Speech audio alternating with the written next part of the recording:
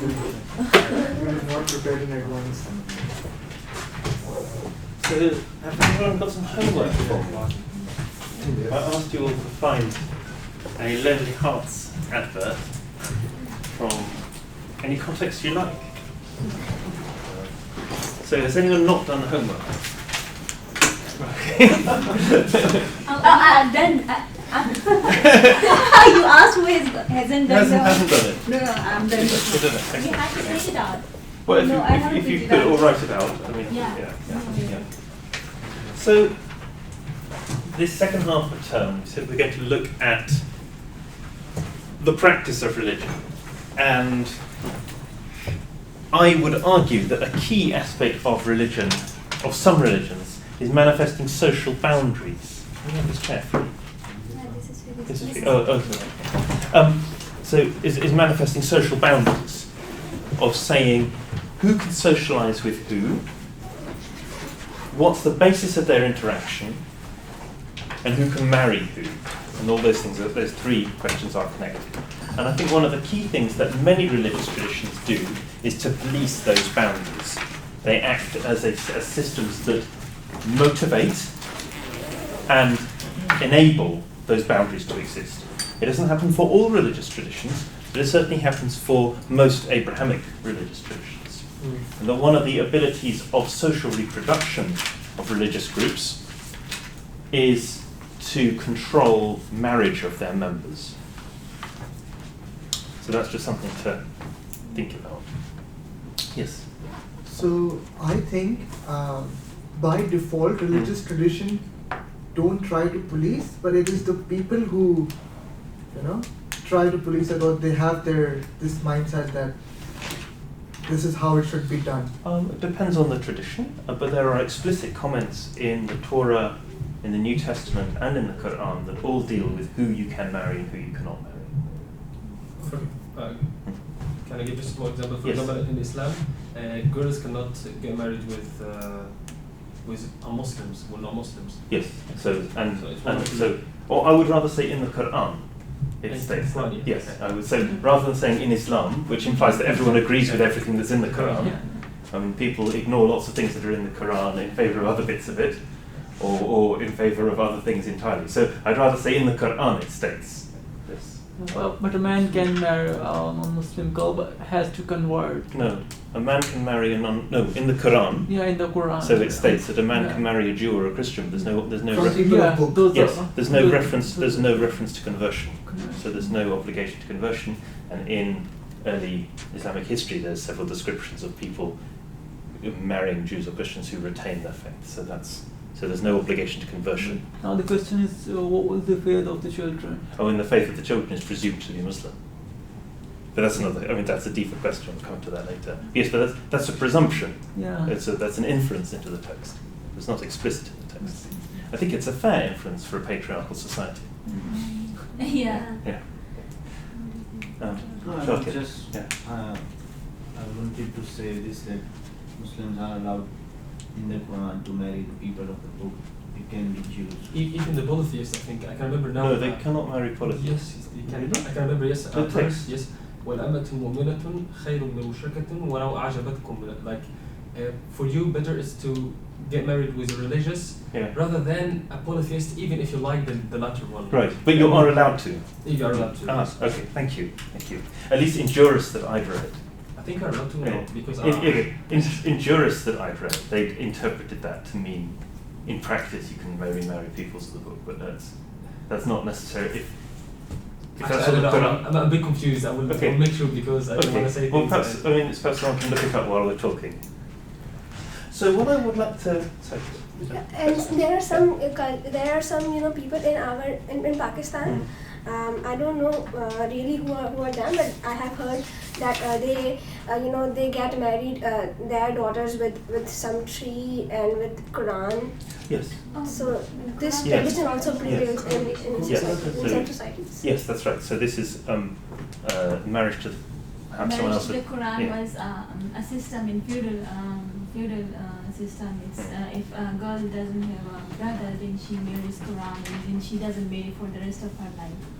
So this is a mechanism to keep property within the family. Yes. and of course the control of property is a key issue for marriage in, I would say, Eurasian societies. Africa's rather different, but for all of Eurasia, for that landmass that goes from Korea to Ireland, I would say marriage is closely connected to the inheritance of property, and that's a key consideration. So I've set out some of the kind of teasers for things that I'm going to talk about later in the lecture, but I'd like to start off by the information that you've got from your homework, and what you found in your research. So I'd like you to divide you up into groups of 3, I think, and get you to talk about what are the common features that have come out of the dating efforts that you see, and are key different. How would you explain key differences that occur between the examples that you have? I was wrong. I'm sorry. You were wrong. Okay. Yes, I would throw yes. Okay. Just for, so it's just peoples of the book. Yes. And is the term Ahlul Kitab, how is it referred to there? Ahlul Kitab. In that verse? The verse not. It's other. It's mu'minin. والأمة مشركة والأمة مؤمنة خير من أمة مشركة. مشركة is polytheist. Yes. ولو أعجبتكم. It was my personal interpretation, but I realized that it might be in the context itself, not. Yes. Can kind of visualize. I mean, at least the jurists have said that means Jews and Christians. Yes. But not Zoroastrians, for instance. Well, some Zoroastrians. Well, it depends. Some at a certain stage they were redefined as peoples of the book, but they weren't initially. Yeah. So they declared themselves to have a book, but this is a matter of debate but among jurists. So in the same way that there's some jurists who say that Hindus qualify as Ahlul Kitab. But here, for example, Imam al-Tabari, he said, I was reading that yes, you are allowed, Muslims are allowed, the male Muslims are allowed to get married with Ahlul Kitab, but are not allowed to get married with Magusi, Shiyu'i, Wathani, like pagan, people who worship idols. Yes. So in Tabari's tafsir, you would say Zoroastrians don't count. So there's differences of opinion over exactly who counts as Ahlul Kitab. So can I put you into groups of 3 then? So 3 and 3 and 2 and 3. And I'd like you to compare your texts, and if you can't read the languages, explain them to one another. And I'd like you to find key differences. Or what are people looking for in a bride, in particular? What characteristics do people look for in a bride? And what priorities do they put? What's the most important? What are the less important? And what are the differences in terms of, if you see real differences between the examples you've brought, try and account for them in terms of space or time or language or religion, whatever. So try and account for them. So you've got into those groups, and I'll give you 10 minutes to talk among yourselves, and then we'll report back.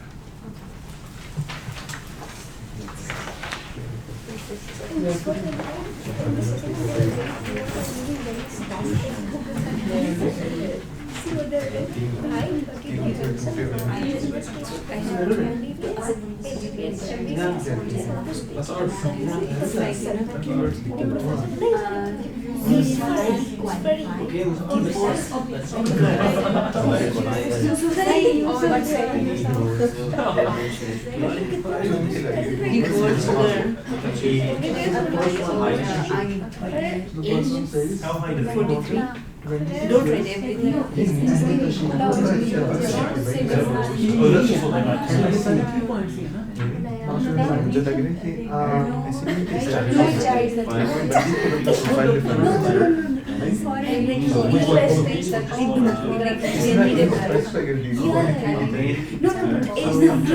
The age is not read to men. The age is the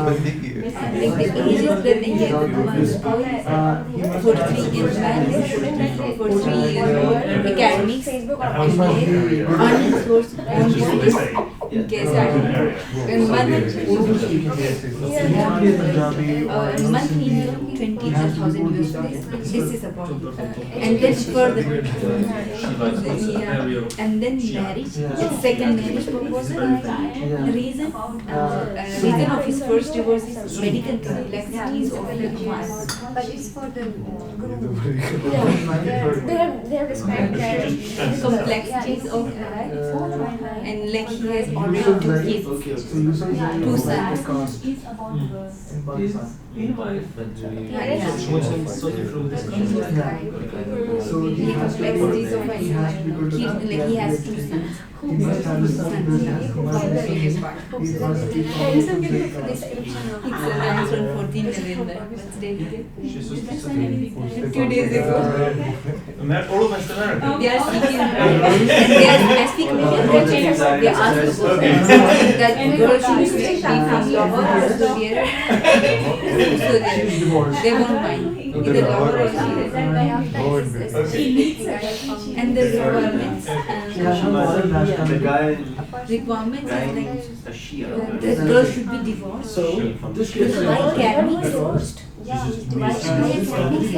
willing to settle divorce. this particular girl Highly is looking for qualified, this yeah, job. highly foreign and And they then are like just saying that the girl is willing to settle in foreign Syria. national, and, but she wants a guy who is Pakistani and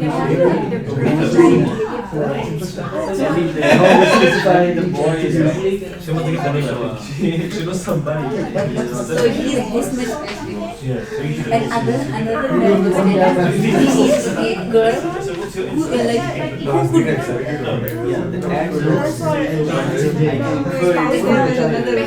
he is asked to like his writing is like paragraph, the spelling should be clear, punctuation should be right, a clear introduction without any grammatical mistake, and it was so like she has to introduce herself and edit the pictures.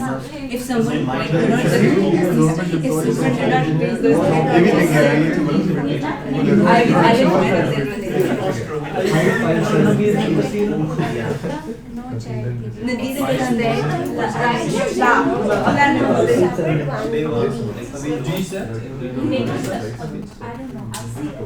But they use meter.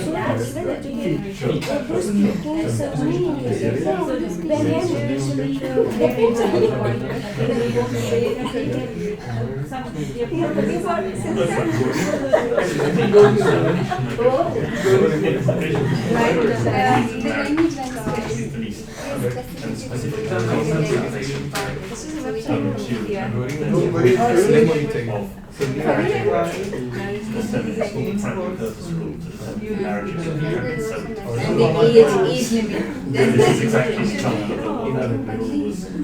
For him also that was That law was passed in 1997. Haitian migration increased. So it's a very major force. Who doesn't need छोटी family अच्छी job MBA बेटा हमारे families के लिए 24 साल तक की खूबसूरत लड़की mail And those who had a connection, their families became very wealthy. मिजाज खुशहाल So छोटी this was, family the regime less attractive.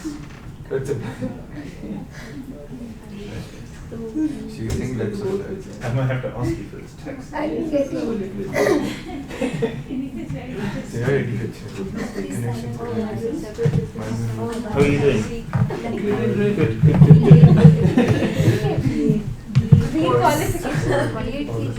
What's the website you've got?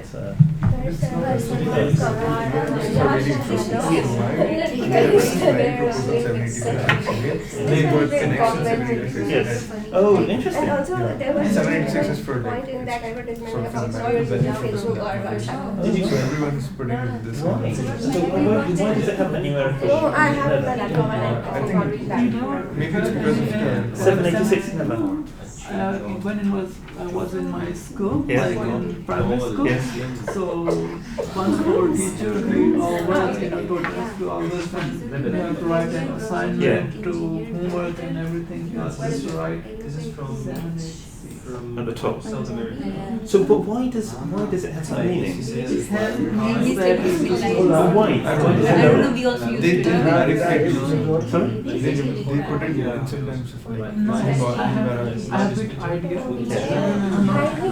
There was this one time I was reading a person, clergy, he brought something like Ministry. pictures. Yes. Look at this. Yes. with the past. Agreed. Yes. I am a gentleman. Okay. Connection, something. Yes. Yes. Yes. So that's one time ago. I do not have. Interesting. Interesting. I mean, Something like that. that's so similar to Hindu numerology, where you say Vishnu stands for the number 3 and Shiva stands for 4, and then you put them into the star sign and you find the These people even know. I mean, they're just an idea, sort of replicating. So they're putting a sign that they're religious. Is this a sign of their religiosity, or is it just a sign? Are they doing it for good luck? I mean, It's for good luck. Yeah. So they're not informing people they're particularly religious. It's kind of informing us. Good. But it's not highly. It's not a very conservative. Would a Wahhabi do that? Sorry, you cannot take it. that is something very individualistic. Right. No particular school of thought wants that you have to go to But what is Would do that. Yes. I feel is maybe since this whole way of making email address is required to put some numbers. Sure. So Then they it prefer putting numbers. Yes. Sure. Maybe. Yes, that's interesting.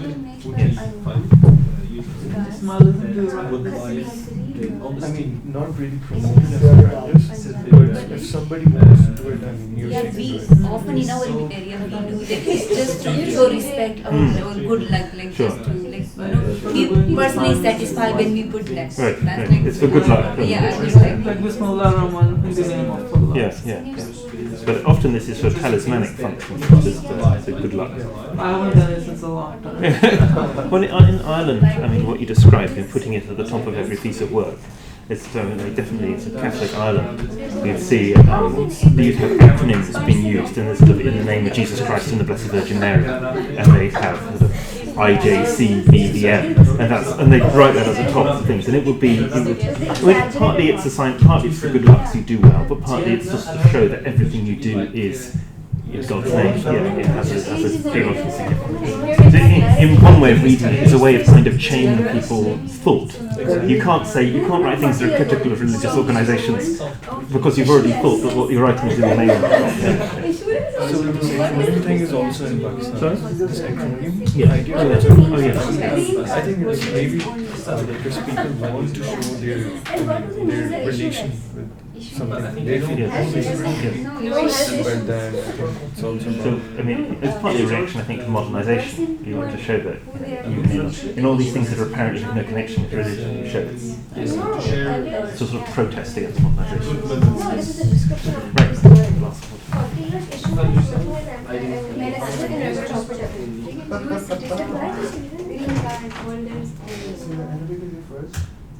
So they are looking for American citizens and green card holders only for this girl. This girl? This girl.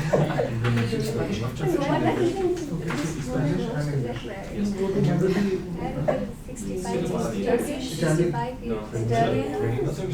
You mentioned not so many languages in Korean class. Is it just for Jack? Last, when they speak. Sikh is religion. So much of it.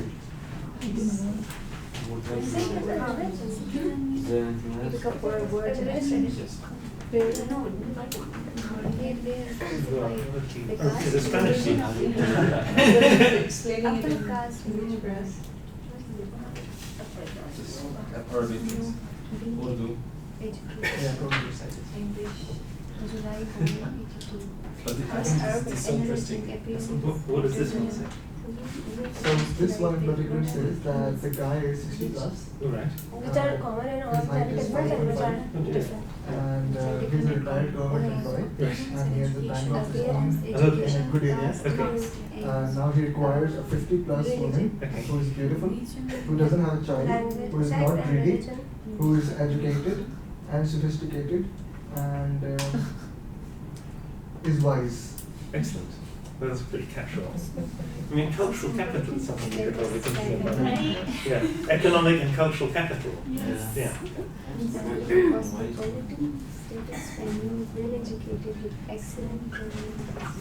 So I don't want to cut this short before, well, let's get it going. Would you like 5 more minutes to discuss, or would you like to Yeah, open? okay. 5 minutes more? No, you're okay. You're okay? No.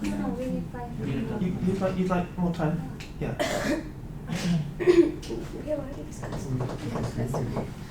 How do you feel? I don't want to pressure you. You're done. What do you think, Farkhanda? I think we need some more time. Well, perhaps I'll put you last. Yeah. Is that okay? See if I put more time. So if we start with Akas's team. So tell us about the examples that you found and what you think what are people looking for in a spouse? I have examples of both. Like in this particular ad, it was published in one of Pakistani, maybe in the top ranked newspapers. That is Sorry? Jung newspaper. Really cheap ones. Yeah, not really like cheap one, but the this newspaper is you can categorize it as left. Left. As Okay. left. Yeah. Not left. No, extreme left. Okay. So not all mildly left. socialist. No, not necessarily socialist, Okay. but like not appreciating the government and the efforts. Critical of the government. Yeah, Criticizing There's a the policy government. or no policy. Okay. Right. Okay. So it says about the boy. So basically, I think it's an ad from the family. Yeah. They say that the boy is Urdu speaking. Yeah. So in Pakistan, it means that they are migrant from India, from UP Or it could mean that they are, Mahajir. or does it mean that they have learnt Urdu? They're Urdu speaking at home.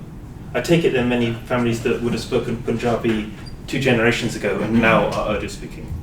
Is that right? No, but Urdu speaking in Urdu Pakistan is a speaking in different Pakistan community. is Yes, but certainly one I noticed from British Pakistanis seeking to acquire brides from Pakistan, there's often a tension even within the same families where the British branch of the family continues to speak Punjabi, where the Pakistani one shifted to Urdu.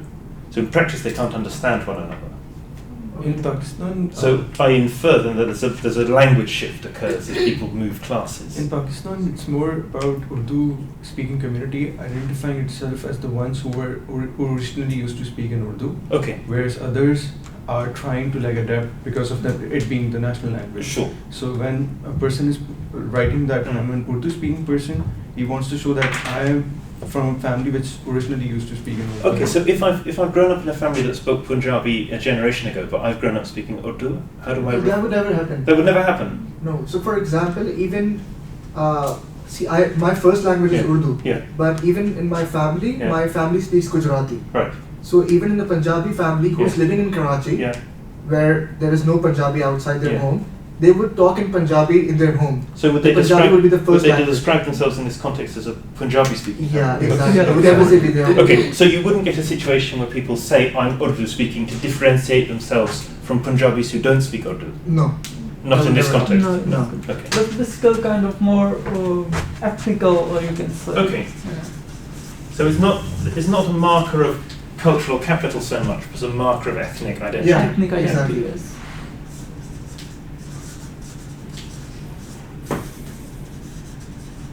I suppose the newspaper that he is publishing in is itself a signal, it's a political signal. So you expect to have, you expect that advert to be read by someone with the same political sympathies as you. So maybe the very place of good. the advert. Can I comment on that? Yes. So, like just last week, we did this exercise in our writing in the humanities course where we were trying to categorize all the newspapers, whether they are leftist or rightist Sure. or somewhere in between. But I talked to one of the professors of IAS, Yes. who is working on this, Yeah. and it is very hard to categorize all newspapers in Pakistan Yes. because they very often change their affiliation, and some might be liberal like today, but 6 months down the line they might change their orientation, Right. or may become more centralist. Sure. So there is no particular political affiliation that you might share if you read a particular newspaper. Yes, indeed. But but there is like the Dawn, the famous newspaper in Pakistan, founded by the Jinnah himself, a very recent issue, that Dawn published a news that the civilian government pressurizing the military to demolish the terrorism or either face isolation in the world. That was an exclusive news from Dawn Media. Yeah. The very next day, Prime Minister House rejected that news. Yeah. That we didn't say anything to the military and everything. But the Dawn, they insisted that this news is 100% sure, and we are stick to it, no matter whatever we have to face. Because the PM House also said that take your words back, or either we will take you to the Supreme Court or etc. But the matter goes on, and when the Dawn refused to stand back on that news, the government, they put the name of one of their famous journalists, Irel Almeida. So we need to stick on the topic, because we're going to discuss marriage. Okay. In the ECL. Yeah. Okay, so the general point, it's difficult to classify newspapers, that's peripheral to what we're trying to do here. But what I want to do is sort of, as you as a group, what did you notice that people looked for in spouses? What are the general characteristics? And were there places where you differed? Where did you think that people were looking for substantially different characteristics from one another? Or do you think they were looking for the same kind of thing in a spouse? So generally the lines of identification were mostly based on language. Right. Apart from that, caste system, which is very... and how's that being referred to? Is this Zat? I mean, there's Zat? one Yeah, Zat. Yeah, Zat. There's one proposal which focuses on a specific caste. Okay. And apart from that, school of thought. Whether you belong to the Sunni school of thought. Okay. And so they specified Deobandi, Baravi? Not specifically in our proposals, but generally they do.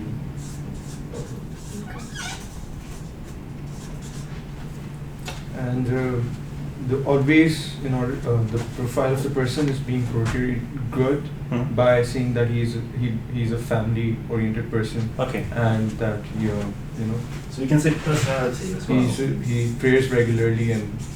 Oh, okay, that's interesting. So prayer is included in personality. So if you pray well, you're presumed to be of good personality. Exactly.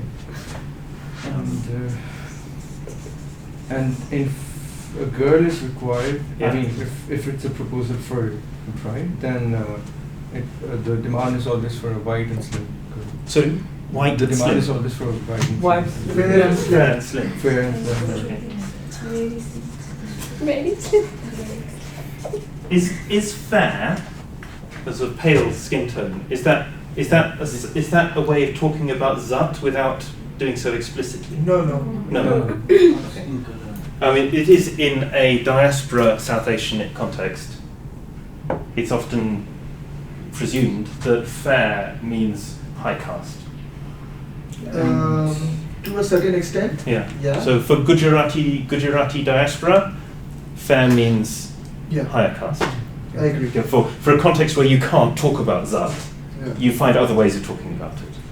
One more thing, in case of bride, some proposals restrict certain age groups, like 18 to 23 or 19 to 24. Okay, so you think the ages are quite low? I mean, why to specify an age group? Yeah. Do you have any sense of the difference in? Do you think older men request younger women? We have one older marriage proposal as well. I mean, this guy is divorced already, right. And he specified that the reason for divorce was medical complexity of his wife. Okay. And now he requires to marry someone else who is like educated and who can settle to another place and all that. But it's not. There's no sense of it being a polygamous marriage. There's not a sense that he would retain one wife. No. But he has specified that the reason of marriage was some problem of his wife. Thank you. But he's asking for. So he's saying that he's sexually competent, essentially. Implied. Yeah. And that he's. Do you think that is he asking for a specific age? If he's an older man, is he asking for an age of spouse? No. But he's like asking of a specific location. He's mentioning about region. Either she should be from Lahore or Saudi Arabia. Lahore, Saudi Arabia. He's based in this big He's based region. in Saudi Arab now, so he's Oh, really? asking either for a Lahori girl. Okay, so he's asking for a Lahori girl to come to join him in Saudi Arabia. Okay, thank you very much. Thank you. One last thing, he Yeah. also mentioned that his monthly income is like 20,000 US dollars. Okay, that's interesting. So people talk about their wealth, earnings. So, I take it men mentioned earnings. Did anyone find asking for a wife with specific earnings? This is a phenomenon that's described in America. Increasingly, people look for wives with high earning professions in this kind Not of earning, but like he asked about high academics. Like he wants to work in high yes. academics. But that could be cultural capital in a sense, that not necessarily going to be exchanged for money. So for education. I suppose we've got men and women on this platform, but we've got to recognise that some are specific to men and some are specific to women. Group 2. This was kind of, I don't know, my friend, she maybe found it so funny, so she put this status that she's looking for eligible Bihari boy for my daughter. And then she said, Shweta ke papa. Means Shweta's dad. I mean, she quoted her dad and then she put that in her Facebook status. So say what? What does it mean? That my dad is looking for a Bihari boy for me. Oh, okay. That's funny. And interestingly, she got a comment in which was a proper matrimonial aid or something. Yeah. And then she says that we are also we also have the same requirement here in Atlanta for my sister. We need a Hindu boy from a good family background, Bihari, age preferably 31 to 33, male 5.3 inches to 5.3 to 5.8, location India or US. So he's not very tall. Yeah, they are not, but they are specifically looking for Bihari boys. Okay. So And so, can you explain what is Bihari? Can you give me that? Bihar is a state in India. Yes. And then people from that specific place are called Bihari. But it's different in different places, because Bihari in Bangladesh means that they are Urdu speaking or they were Muslims, or they refer to a specific people of specific ethnicity. Right. But in India, It's just a region. Yes. Okay. It's just a region. Okay. So. That's interesting. Yeah. Do you think your friend was joking though when she said that? So this is a content. She was kind of serious. Oh, was she serious? Okay. So she was actually endorsing the statement. Right. Yeah. In the Gujarati diaspora, if anyone looked at Mawami and Makadam's book, in a North American culture, open parental involvement in matchmaking is sort of considered unsuitable. But equally, it happens constantly. So it's referred to as parent-assisted marriage instead of arranged marriage. So there's another terminology to describe it. Shaka, to you. So, but was that? So if you go by groups, I don't sort of. If you sort of show me the patterns. The ad which I have with me, there is this introduction about this man who needs a woman. The man is like in the process of immigrating to America. Yeah, he has mentioned it. Yeah. So, like. But see, so can you read out the advert? I thought that was interesting. In English or in Urdu? Read it out in English. Man is in process of being immigrating to America, needs widow. She must be Shia and the widow must be an MBBS. About it, in the description of the boy, they said they mentioned almost American boy. Almost. I love this. Oh, sorry. Yeah. So this is there was a specific law in Britain until 1997 called the Primary Purpose Act that was aimed at all marriage migration. So the laws of family reunification, where you could claim a British passport if you were married to a British citizen. And this law was brought in to precisely deal with this issue, where a marriage had been stimulated by migration.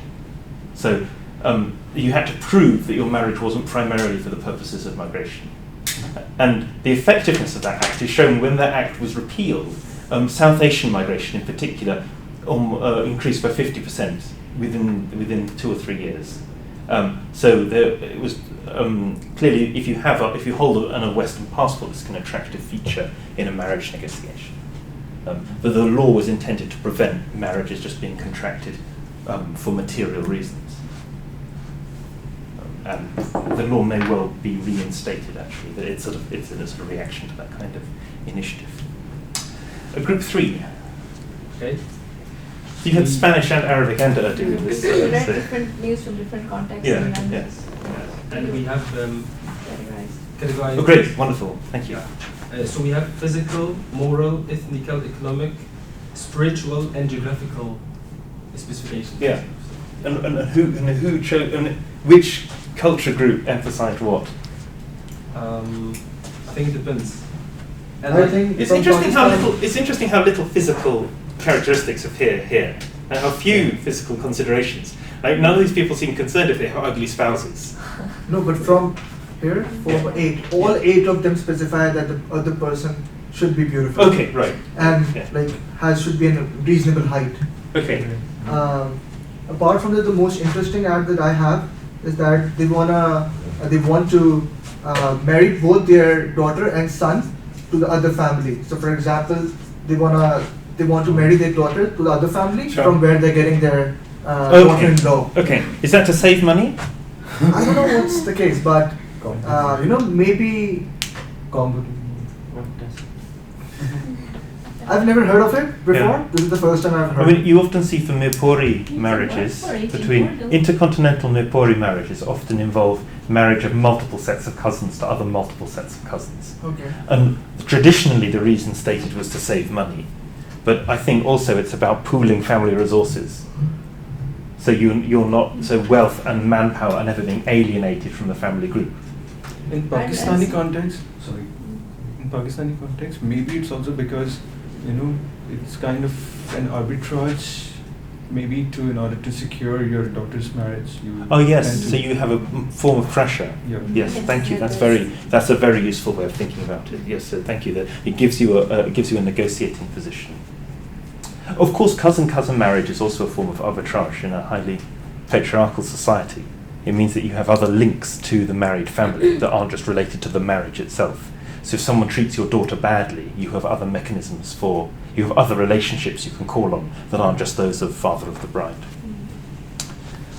Any other comments on these patterns? One more thing, the news, it was a news here in which they really wanted to, the bride they wanted in urgency. So the time. Really? Why? 15 days. 15 days.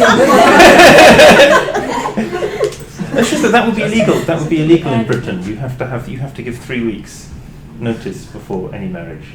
Okay. To prevent bigamy. Maybe he just wants to find her wife or the partner in 15 days, and maybe he can. Get married later. Yeah. Yes. Yeah. But I take it there's no limit in Pakistan. There's not a time. So you can meet someone on the street and get married that afternoon. Yeah. In arranged marriages, that happens. Yeah. So that would be illegal in England. It would have been since the Middle Ages. You always have to have 3 weeks, and you have to be married in daylight. Okay. True. And this is. So you can make sure there's no. Why? Why? So that you want to make sure you're marrying the right person. No, there was a case in Saudi Arabia where someone thought he was marrying one sister, and he was marrying the mentally disabled sister under a niqab, and he found that the niqab had been contracted with the mentally disabled girl, and this went to a court. This went to the Sharia court. That's insane. Yes, you'll see this as a common plot device in Victorian novels. Is they need to get married before the sun sets. Because of the sun sets, they can't get married that day. And then the villain will arrive and stop them getting married. So, in the first place, it was something traditional, and then it was enacted in the law. Well, I mean, you can. The only religious marriage. So, if a marriage in the Church of England doesn't require any further marriage ceremony, but if you were married, say, in a Catholic church, you then need to have a civil marriage ceremony at some other stage. So you have to. So that a Church of England vicar is also a civil servant in the sense that he's empowered to produce marriage documents. Whereas that's not true. If you get married in a Quaker meeting house, then you have to. That's one difference. Yeah. That's fascinating. Does he give any sense why he's so keen to find a wife so quickly? I was very curious about this. Oh, maybe he's dying. Mention anything. He's dying for his true love. Sure. Well, he hasn't found yet. Yeah. In Syria, I heard stories. I have no idea if this is true. I heard Sunnis telling me stories that you could go to Sayyidah Zainab and get a muta, and the imam would help you find. You say what you're looking for, and he'd say, "Oh, that girl would be this much, and that girl would be this much." Does everyone know what muta is? Yes. Yeah. So this may be like propaganda. This is it could be anti-Shia propaganda. I have no idea, but it was common stories you heard about Shia. Because as far as I know so far, the marriage of mut'a and misyar, they are the same. They are prohibited by the majority of the Muslim scholars, or the Sunni Muslim scholars, Sure. as far as I know. Yes. And we hear too that in the Shia Isna actually this is awful, it's not prohibited. So I don't know if it's real, if it's prohibited in this. I mean, of course, in medieval Islamic context, it was very common for people to have concubines. So muta should probably be seen in the sense that either this is someone whose children you automatically will acknowledge as your own, or whether you're not obliged to acknowledge the children of someone. So if the woman is your slave, for instance, you're not obliged to acknowledge the children as your own. So there'll be different scenarios. Group 4. Yes, so almost all of the points have been covered. Yeah. But I would like to mention two things. First of all, we saw an ad. I saw it on Google. I haven't brought it yet in the class. But it said they wanted a girl who does not use Facebook or WhatsApp or any. Interesting. Interesting. Yeah. Doesn't use Facebook. That's amazing. Oh, that's fascinating. Is that because Facebook's polluting somehow, or is it because it's just destructive? Yeah, morally destructive. And all of the ads, they are concerned about education, and we found an ad, and we were confused if it was for a job position or a job position. Yeah, because they wanted a male Can who you read it out? Yeah. Yeah, for Punjabi, Hindu, Khatri, very slim, very beautiful girl.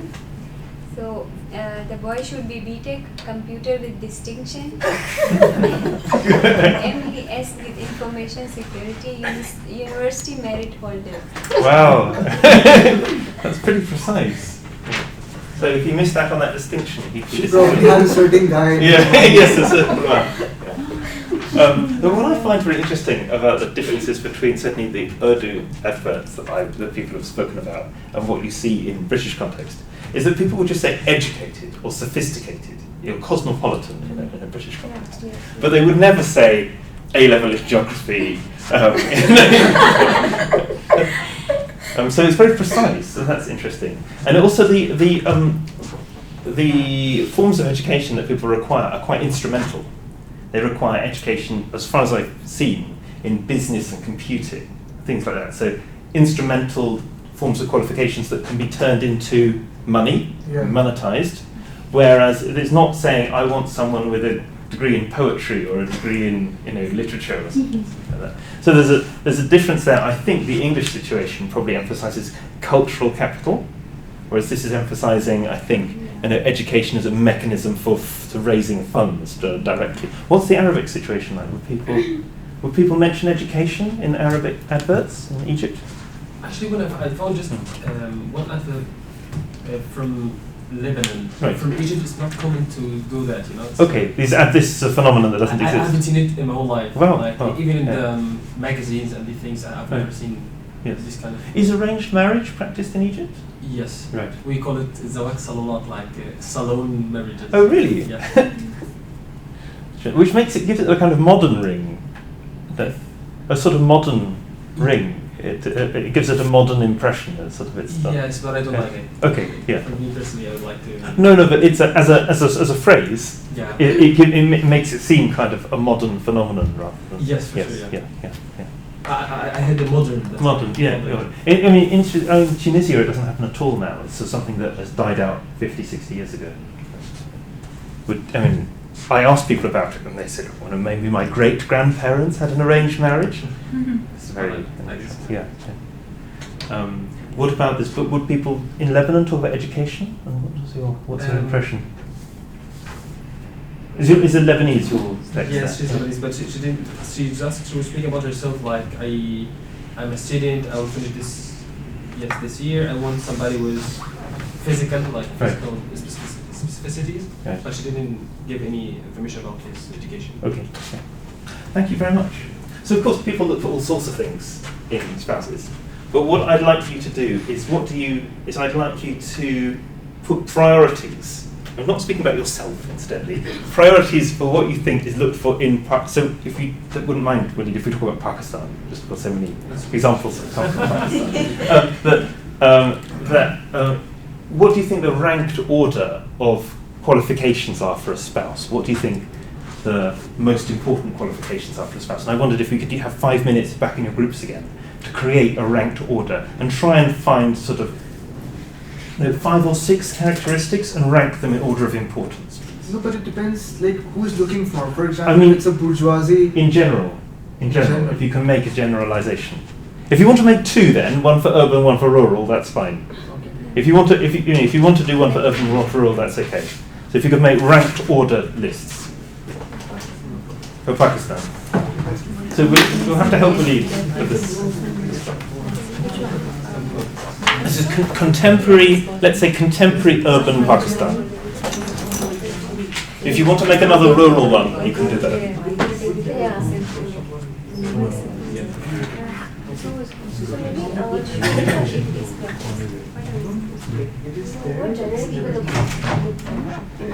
How do they put the language, caste, physical appearance? So I guess religion is not or maybe financial. No, maybe financial is better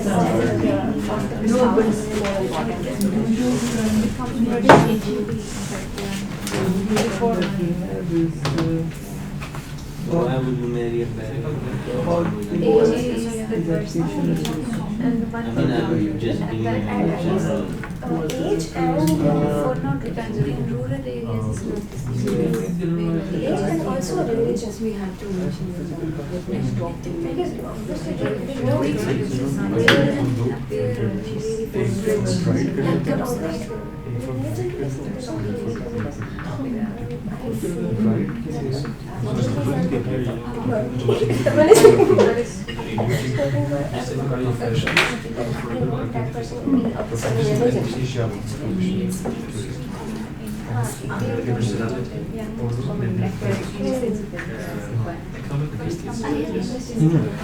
Is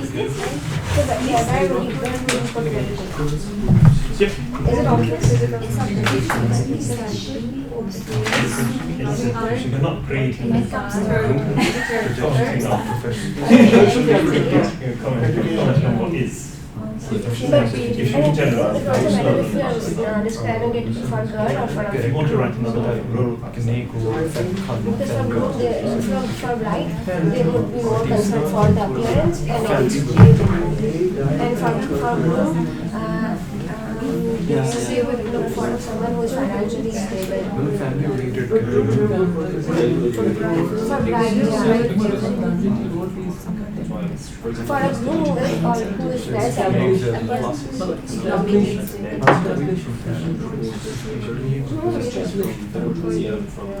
You can look at this if that's helpful. And this is what came out of your.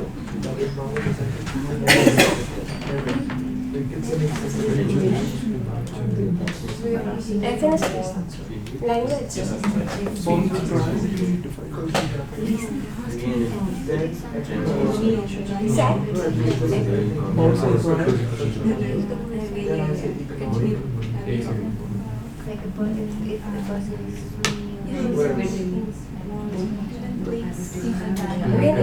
The man I mean, if age is like depends on it.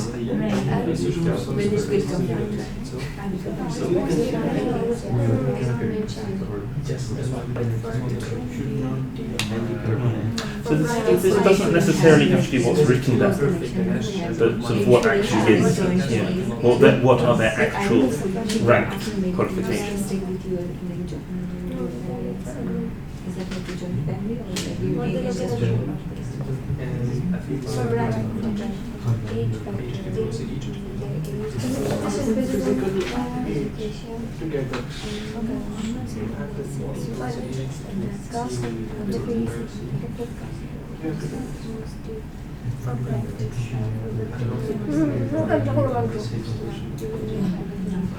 You can probably get married younger than me.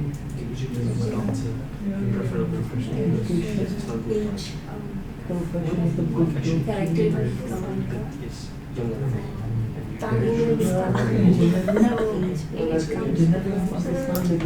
So 2 more minutes.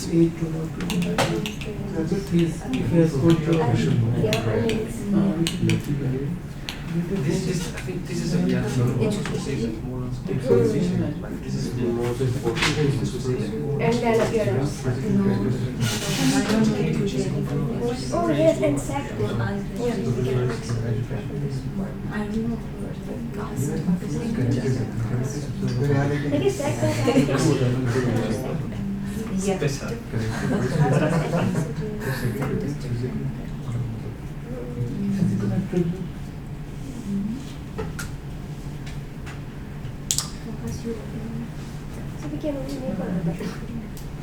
So thank you, everyone. So shall we start? I think we'll start with group 4 this time. Come backwards and tell us your ranked list. We have been able to make it for the urban right. Yes, urban rights. Yeah, urban rights. So in our category, age is the things that matters the most for to look for in the urban right. Yeah. And then comes appearance. Okay. And then sect. I might like confession. So it's Okay. And then education. Yep. 4. And the last thing is ethnicity or caste. Okay. And then we have also made a list for groom as well. Okay. Oh, great. Urban group. Urban groom actually. Yeah. And here age comes first, and Yep. and then earning or Yep. financial status, Yep. and then qualification, appearance, and last one is sect. Okay. Does that imply then that more girls, that more girls would be willing to marry outside their sect than vice versa? Is that true? Just a question. I mean, sort of. And is there just something to carry that thought in your head? That's a question. I know it's, I've never lived in Pakistan. I don't know, but it just strikes me that if men are judged on a wider variety of characteristics, including if men in a sense are judged on earnings, if earnings have this importance for men that they don't have for women, how does that mean that confession is more important determinant for females? So that do you see what I mean? That in a sense men have more. Men can afford to pick and choose someone within their own confession, but women may be forced, for material reasons, to leave their confession, and that may produce tensions. Just a thought. Group 3. I'm not Pakistani. Actually, Waleed's impression of Pakistan on the basis of this discussion is actually perfectly nice. I'm trying to compare this, So for a young man looking for a girl, most important would be caste, geography, or religion. Okay. Second would be physical appearance and age. Yeah. Third, cultural capital. That I think, includes education. Yes. And fourth would be economic, how financially stable he is, she is. Yeah. And fifth would be morals. Morals, yes. Yeah. Cool. I mean, I'm going to make a kind of adapted list. Okay. I know it's not really what anyone has said in particular. And for girls looking for a guy, yep. I think the most important would be again caste or religion. Sure. Second would be financial stability. Yep. Third would be the cultural capital. Fourth, morals. Yep. And fifth, physical or age. Okay. Yep. Thank you. So morals coming in both cases. That's important. I'm not going to add anything to the list, but I think. So you've differed in your opinion. You placed confession highest. Yeah, for I both. think that is the most. Yes. And one thing that struck me doing this exercise with previous cohorts is often people would do the whole exercise without mentioning religion or confession at all. And I'd say to them afterwards, so, how many Sunnis are willing to marry Shias, or how many Muslims are willing to marry Christians? So, oh, none at all. Oh, but we didn't even say that because it's so obvious. And she said, well, the reason you don't. We thought about it, and the reason we don't find it in the dating profiles is just an assumption. It's an assumption that's so obvious for most people they don't even mention it. So, for example, they would either mention that the guy is Sunni, or even some people go to the extent that Sunni Brelvi or Sunni Deobandi or Isna Sharif. Sure. So, yeah. Interestingly, are schools in Pakistan normally determined by confession? So Barelvi schools and Deobandi schools, is that normal? No. So, for example, both Barelvi and Deobandi are Hanafi, right? Yes. Yeah. So they would define it by sect and not by the name of the school. So. Okay. So by madhab. Yeah, by madhab. Okay. Yeah. I mean, in Britain certainly this issue occurred where we have a very small number of state-funded Muslim schools, and they are in practice all Barelvi or all Deobandi. Okay. Maybe that's accentuating something that you don't normally find in Pakistan. Group 2, how did you agree with what's been said so far, and would you like to change any of it? Not in the same order. Sure. We put financial stability / earning for men first. Okay. And then second is education. Yeah. Third is physique. Yeah. Fourth, age.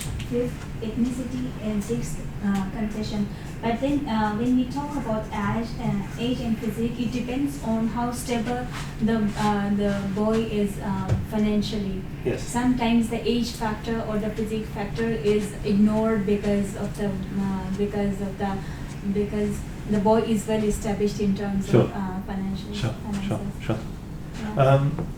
Do you think some other people included morality as an issue for men? That's certainly included in Atash's list. Morality is not included.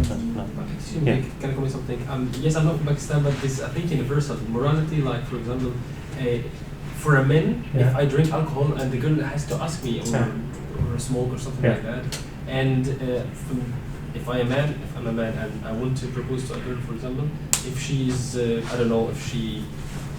participated before, maybe in pornography or something like that. Right. This is for me so important. So I think we should include morality. Yes, though of course what you stated is not universal. It's not universal. So the examples you give of immoral behaviour, of consuming alcohol or smoking, in many contexts are not considered amoral. Yeah. But excessive. Alcoholism is distinct from consuming alcohol. Okay. Or similarly, in lots of these adverts, prayer is assumed to be a moral characteristic. Exactly, and sometimes it would be mentioned that he should be a non-smoker. Right. Yes. Okay, so these aren't technically moral characteristics, but they are subsumed as moral. Yeah, exactly. Subsumed to be moral. So in certain contexts, prayer is presumed to constitute moral persona. You certainly find this in Midwest America, but in Britain, you never see it in a normal dating advert. You look like a loony.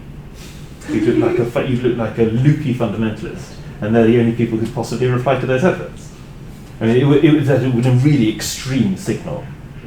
So it's not universal. Something. So it's not. And similarly, to think of the consumption of alcohol as a moral issue is peculiar to certain cultures. So, for example, in England here, what would be like the moral factors that would prevent men? Well, but no one would write good reputation I mean, no one would write that because it would seem judgmental. For this kind of genre.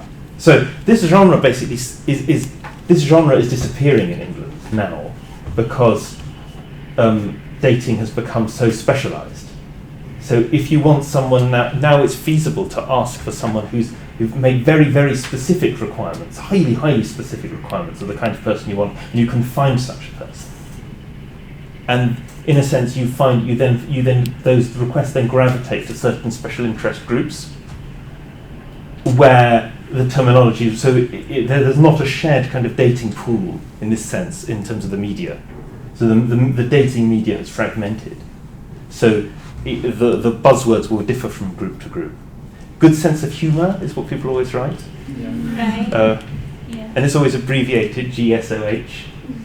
Perhaps I should bring in an example. But caring. Yes, so people say caring, trustworthy, reliable. People might say family man. Honest. Yes, honest. Yeah. So those kinds of things will crop up. But again, it depends where you are. In a lot of the London media, you wouldn't see that. But in the Forest of Dean, so when I go on holiday and I read the local paper, you always get sort of caring, family man, enjoys country walks with dog, seeks like-minded, intelligent woman to share on my autumn days, or something like that. There was this one in Spanish. Yeah. It's like exactly similar to what you're saying. Yes, yeah. So that's sort of rural England. That's the kind of thing you get. But for London, it's just fragmented. There are sections of London society that would horribly mock someone who wrote that kind of dating advert, to whom it would seem old-fashioned and small-minded. But others would sympathise with it. Yeah. I mean, I'm sure the vast majority of the English public would think that's quite nice. But there'll be sections of kind of young liberal London that would think it's ridiculous and think, this is some old idiot. First group, back to you. How did you differ? So keeping Pakistani context in mind, for a bride we thought of religion first, and then character, right, and then physical attributes, and then cultural capital. Yes. So education, perhaps. But what else would include in cultural capital? Education. Yes. Age could be. Is cooking mentioned? Is cooking ever mentioned in it? It is. Yeah. Skill. A lot of times. Yeah. So women mention cooking as a hobby, or do women advertise themselves as being able to cook, or do men mention it as a desirable attribute? Okay. And what would women think of a man who asked for a woman who knew how to cook? Would they think that was stupid? Yeah. No, so the vast majority of women would consider it as a normal. Right. But there is an increasing number of young women who are who have this exposure of Western values, who find this bit, I mean, the survey done of Gujarati Americans in 2001 noted that every girl listed cooking as a hobby in this environment. So, but of course, some diaspora environments are much more conservative in some ways than home environments. Something to bear in mind. So, you're saying they'll be more conservative than the home environment? In certain regard. So the thing that the Mawami and Muqaddam study of Gujaratis in North America, I was struck that they were, in a sense, constrained by an environment of discourse where they couldn't openly say that they wanted an arranged marriage by caste. And they wanted basically a patriarchal relationship where the husband went out to work and the wife was kind of secondary. That was clearly what was desired, but people couldn't say so openly. And people found ways of saying it in the subtext. And that women also played the same game. So all of the women listed cooking, and it was universal. All women engaged in this dating network listed cooking. All the men asked for brides who were fair. All the Gujarati Americans asked for brides who were fair complexion. And the authors, Mawami Muqaddam, read this as code for Zat. And finally, what was the last one? Yeah, arranged marriage they replaced it with parent-assisted marriage. And statements were made about how they respected the opinion of their family, or how they were family-minded and respected the opinion, and they respected their parents. And they read this as code for, I'm having an arranged marriage, and my parents have a veto in the girl I'm going to marry. And they refer to this as parent-assisted. Is the profession mentioned or not? Profession? In fact, yeah, I think profession's mentioned. But I mean, I've certainly seen Yeah, there's the Gujarati sample, yes, but also it would be commonly mentioned in British like equivalents. I would see certainly people who held middle class professions that they were proud of. If you were a butcher or a errand boy, then you maybe wouldn't mention it. But certainly people say, you know, lawyer or publisher or journalist, politician. Well, not politician, but people would put it in there. Yeah. So this article mentioned that there was this particular newspaper, Desh Pardesh, which used to publish newspaper only in Punjabi language. Yes. Okay. So was there any similar case in Gujarat? Gujarati people among North America in North America? I can't remember. I think the study looked at Gujarati and in English. In English. Yes. Gujarati, English, and maybe Urdu as well. But okay, I'm saying this because if they are publishing it in language which is just restricted to their community, yes, then maybe they don't have to be as conservative. Of course, you're right. I mean, my suspicion is that they actually did show that they were aware that certain words were seen as old-fashioned, but the sentiments they reflected continue to be held. So everyone was denying something that everyone was doing. Like using Wikipedia. Right. I want to compare this now to a study that was done in the 70s. Once we've done this, I'll give you a break.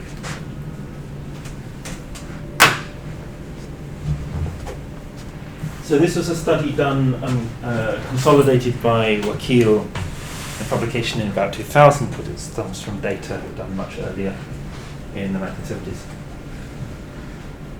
Actually, this is going to take a while to warm up, so I'm going to give you a break now. So you come back at 20 past, please. It's about 12 past now, and so have a bit of a break, and then we'll go through. We'll compare what you've said to Wakil's study.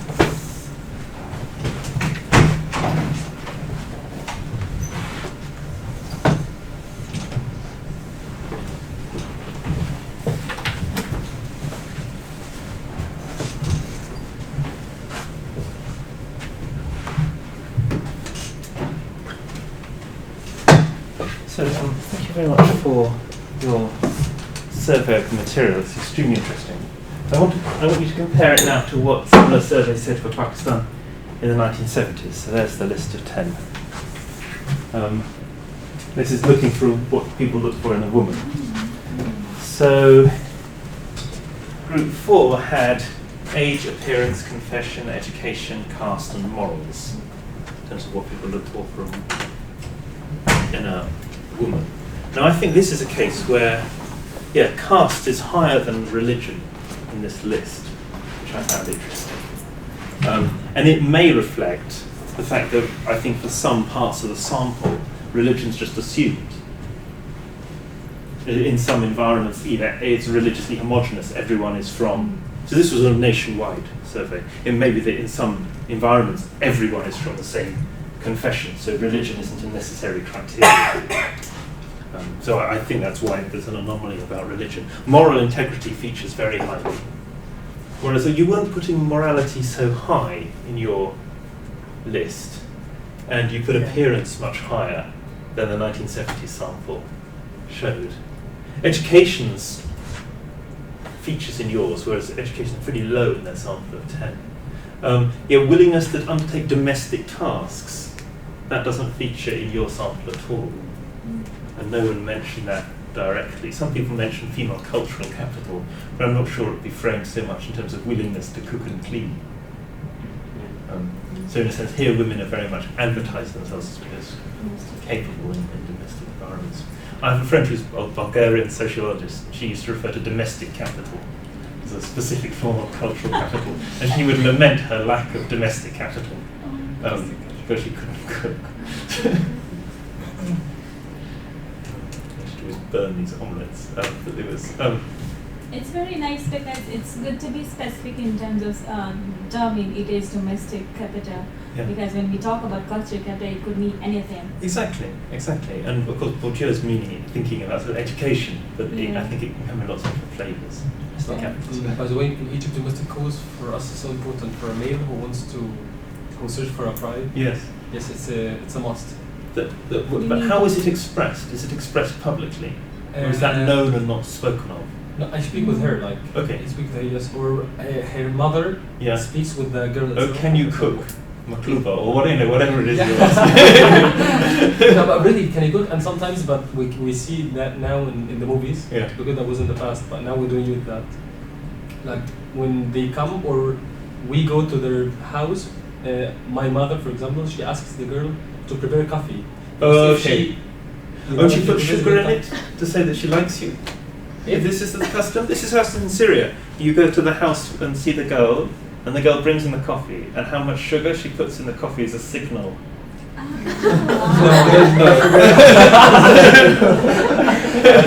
And if she prepares a good coffee, that means that she's a good cooker. Oh, okay, right. But in the most of the cases, she doesn't do that, and her mother actually prepares. Her mother prepares the coffee. As long as you don't end up marrying the mother. Right. So I mean, this needs to sort of sit at the background of what we're just about to talk about. I'm going to switch on there.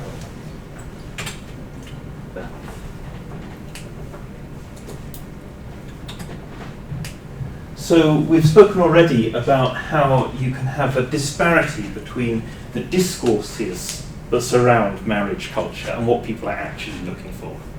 But what I want to focus on in this lecture, and this is very much my own way of seeing the data, how I see the data fit together. It's not something you'll read in the literature, it's how I see the data interlocking. What I want to talk about is what are the material concerns that underlie marriage? Why is it so important to police marriage? And I want to focus on the interlocking interests of one, families, patriarchal families that are seeking to preserve their property and their labour, and two, religious confessions that seek to preserve their membership. And I want to show why those two interests interlock in policing marriage and in certain ways, and how they generate certain priorities and what people look for in brides especially, and also how that impacts on broader forms of female behaviour.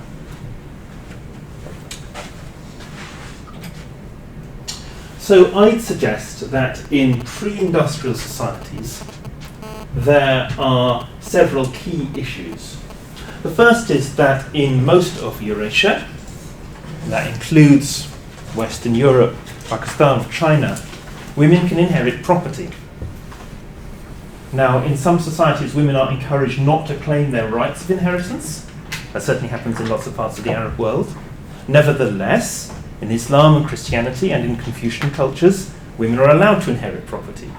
And that means that women are potentially dangerous. If women marry outside the family, where women marry outside the family or marry families whose interests are opposed to yours, it means your land can end up being inherited by people who you have no special relationship with. So you need to make sure that you retain some kind of close connection to the people who marry your daughters. And this is also true of the inheritance of money. Additionally, any children born to the marriage of your daughter, you need to make sure that you have access to their labour in emergencies. If you are in a situation where there's a famine and you can't feed your family, it may be that you need to call upon your grandchildren to come and help you tend the crops. And if you don't have a good relationship with the family that your daughters marry into, you may not be able to do that. Or simply if the family that your daughter's married into has moved away. So there are a lot of constraints that mean that you need the support of the family that your daughter may marry into. You may have no other option, especially in conditions where, what if all your sons die? What if that's your only lifeline? Maybe that when you're elderly, you rely on your daughter and your daughter's children to come and help you. And you need to know that her husband won't prevent that. You're very vulnerable both to the loss of the alienation of your own property from your family, and you're vulnerable to the loss of labour the potential loss of labour from your daughter and your daughter's children. You need to make sure that they remain your allies. And I think this is true for all pre-industrial Eurasian societies. Africa's different, and I'll talk about that later if you're interested. is what I've said here clear? Does it seem to chime with the description of Pakistan, or of Egypt, or of anywhere in West and South Asia? But it's equally true of pre-industrial England, or of Morocco, or of Ireland. I think these are norms for societies where land is reckoned as wealth. Well, I'm just wondering if we should just confine the interracial or the endogamy from the same tribe in just the matter of inheritance. So for example, I marry one of my relatives because of the inheritance, or maybe because there are other factors. I mean, there are certainly other factors. I want to stress here the material factors. And you're right, there is endogamy. Endogamy is the crucial word. Endogamy means marrying within a group. But I would stress there are lots of different kinds of endogamy. You might read the term endogamy being discussed in the literature, but endogamy occurs at lots of different levels. To my mind, it's primarily about trust. Who can you trust to support you? Who can you trust to support you? And sometimes we can mean endogamy is marrying within close family, consanguineous endogamy, where you marry your brother, or you marry your cousin, or you marry your uncle. And there's all different forms of consanguineous endogamy that exist in different cultures. Or we could have endogamy by class, or endogamy by religion, or endogamy by region, or locality, or language group. We could all call all of these things endogamy. So we'd be very careful what we're talking about. So these, I think, the material constraints. These are the material fears about marrying your daughter. This is about why who your daughter marries matters in material terms. Furthermore, I think there are a set of underlying cultural issues. This is what Walid was pointing to. Underlying cultural issues that also affect the decision about who you marry your daughter to. I suggest a lot of these are allied to material concerns. So family prestige and the circle of significant opinion. If you live in a village and you care about the opinions of certain other people, maybe you end up saying, oh, I wouldn't personally mind if my daughter married that boy, but Auntie so-and-so won't like it. Or, I wouldn't mind, but what will the sheikh say if I let my daughter marry a Christian, etc. So families aren't islands. So if families don't prevent something from happening, they may themselves be ostracized or prevented by the wider society whose opinion they respect or may rely on. So these issues of alliance may also affect not just the family that you've married your daughter to, but the other people who might potentially help you in circumstances of difficulty. The transmission of identity, of course, is crucial here. And this, again, is maybe determined by alliance, the ability to call on labour, the labour of your grandchildren.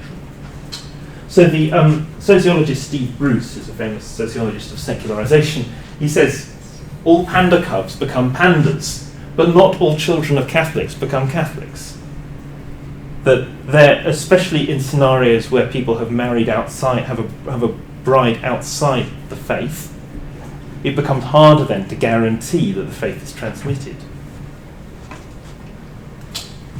And a lot of this concern about sharing the religion of your grandchildren is also linked to these issues of the defence of family interests and the sharing of family values. You may fear that in an environment, especially an environment that's sectarianised, where there may be violence between religious communities, if you allow your daughter to marry outside the confession, their grandchildren may end up being on the other side of the barrier when it comes to a sectarian war. They may not be able to help you. They may even oppose your interests. So this can all be this all has a kind of material driver that people may be conscious of this, people may be unconscious of this, but it coincides with these concerns for cultural issues, concerns for cultural values. So the sociologists and historians Van Leuven and Maas put it like this: the social identities of marriage partners are among the most sensitive and acute indicators of community or class feeling. Who marries who, without courting alienation or rejection from a social set, is an acid test of horizons and boundaries, of what is regarded as tolerable, a sure indication of where a set draws the lines of membership. So it's not just about you marrying someone who your parents approve of, but you marrying someone who your parents can introduce to their friends, that they are also social creatures. If people just lived as isolated family groups, these issues may be less significant. And Claude Lévi-Strauss did studies of exactly such groups in the Amazon rainforest and found that all of them practiced extreme exogamy. They all married people from all over the place. And actually he saw it as a function of the absence of strong, of significant community identities. People married one another from across other temporary villages. No settlement was permanent in the environment that Lévi-Strauss was looking at. So he saw exogamy as really a human norm. And you have to account for why endogamy is so important in so many societies. And I think a lot of the answer is the protection of material investments.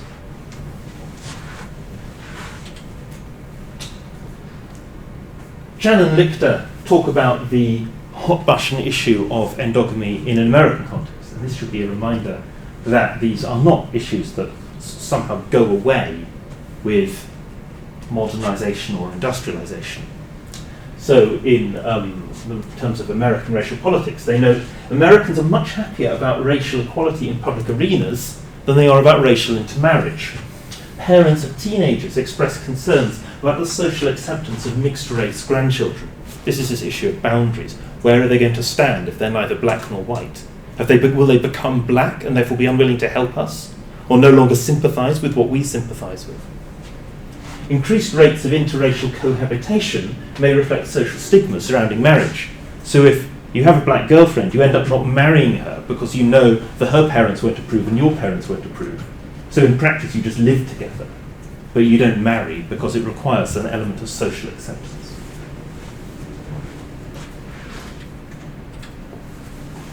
I would note, however, what I've said so far is general terms about Eurasia. I would note further that endogamy is a key difference, especially cousin-cousin endogamy, is a key difference between West Asia and South Asia and the rest of the world. That China has an important taboo against cousin-cousin marriage, so does all of Europe, so does and most of America as well. So these are separating features, and Africa is also distinct. So I'd say cousin-cousin marriage is a distinctive demographic feature of Western and South Asia. And I think we can draw an important contrast between the kinds of nuclear families that we see even in pre-industrial Western Europe and the South Asian extended family, the preference for living in a wider family, including cousins and uncles and aunts. This hasn't really been theorized. I'm not really sure why this happens, but I think it might be to do with the fact that large parts of South Asia and West Asia rely on irrigation, where you have require much larger labor inputs. That's my thesis, that in areas with rain-fed agriculture, you don't require so much labor to keep yourself to survive famine environments. Whereas for South Asian or West Asian environments, more of these are irrigation based, and so you require more labor if you're in an environment of famine. Just my hypothesis. I find it hard to explain why that pattern exists. This happens in our area, in our village. Oh, does it? So can you explain? I mean, I have a family, an extended family, cousins and lot. One of my uncles has 11 children, one has 10 children. So basically, we have land. Yeah. So the children help them in irrigation and all that. It's irrigation farming. Yes. So, but just here, it's a bit challenging for me to understand. You're being nuclear family means just couple, like. It's a couple. Okay. Yeah. And South Asian extended families are pre-industrial features. I mean, this isn't something. This difference is before the Industrial Revolution. Yeah. You can trace this difference in 1600. Okay. That in 1600, even though you have this marriage pattern, so in South Asia, men and women get married at 18. There's almost universal marriage. There's a high birth rate, but also a high mortality rate. For European families in the same era, and also there's cohabitation of parents. So you tend to form large family units. For Britain or France or Spain in this era, male marriage age is about 28, female marriage age is about 21, 22. Families are they're large by modern standards, but they're smaller than South Asian or West Asian norms. Mortality is also lower. There's fewer children, also less death. And critically, people move house. And one of the reasons that men are marrying so late is because they need to accumulate money to set up a new household. Whereas if you just live in a village and you live in your uncle's house and you build another room, there's lower expense. So I think that might be one of the differences. But I can't account for every detail of this. It's interesting, and it's not in the literature, but I observe it as a difference. In Pakistan, I recently observed that the first cousin marriage is changing. Is it? Yeah, because of the awareness regarding the genetic abnormalities in the children. Yeah. So in my own family, I have very few examples where they actually change the whole thing because of this possibility. Yes. Because it's happening a lot. I mean, it's a marked feature of British Pakistanis is the very high rates of genetic abnormality. So a baby is something like 10 times more likely to be born blind, for instance, from Pakistani backgrounds, from English backgrounds. And a lot of this is to do with the consanguineous marriage of successive generations of Mirpuris. But interestingly, the rate of consanguineous marriage has increased for British Mirpuris. And I think it's got a lot to do with the attraction of migration in an environment where that part of Pakistan hasn't been doing very well economically. So it becomes a way out, and people are prepared to make long-term sacrifices in order to make sure their relatives are removed from Mirpur and can settle in Bradford. So there's a pre-industrial difference. So that's the general pattern. That's the general pattern that I describe. Now, in practice, how is endogamy preserved? What is happening? Because in a lot of endogamy continues in all sorts of ways in modern societies, whether these are the continuation of feudal pre-industrial patterns of endogamy like cousin-cousin marriage, or whether these are class-based endogamy where university graduates marry one another. It's a distinctly modern feature. So both of those forms of endogamy coexist. And often people are reluctant to engage in a discourse about it. So I'm trying to describe something that actually is happening that people don't talk about. And one of the strengths, I thought, of the Mawami Macadam study is they're trying to get at the fact that people are not allowed to talk about something that is actually occurring. That they are aware that what their own preferences cause systemic unfairness or essentially based on forms of discrimination. They're unwilling to admit that publicly or even to themselves. So in other words, is convenient marriage a fluke? Is it luck? And what's all often referred to in people describing their marriages in the Mawami and Macadam study is people say, I don't approve of marriage between people of the same caste. No, I don't approve of caste discrimination. The fact that my wife is of the same caste as me is really good luck.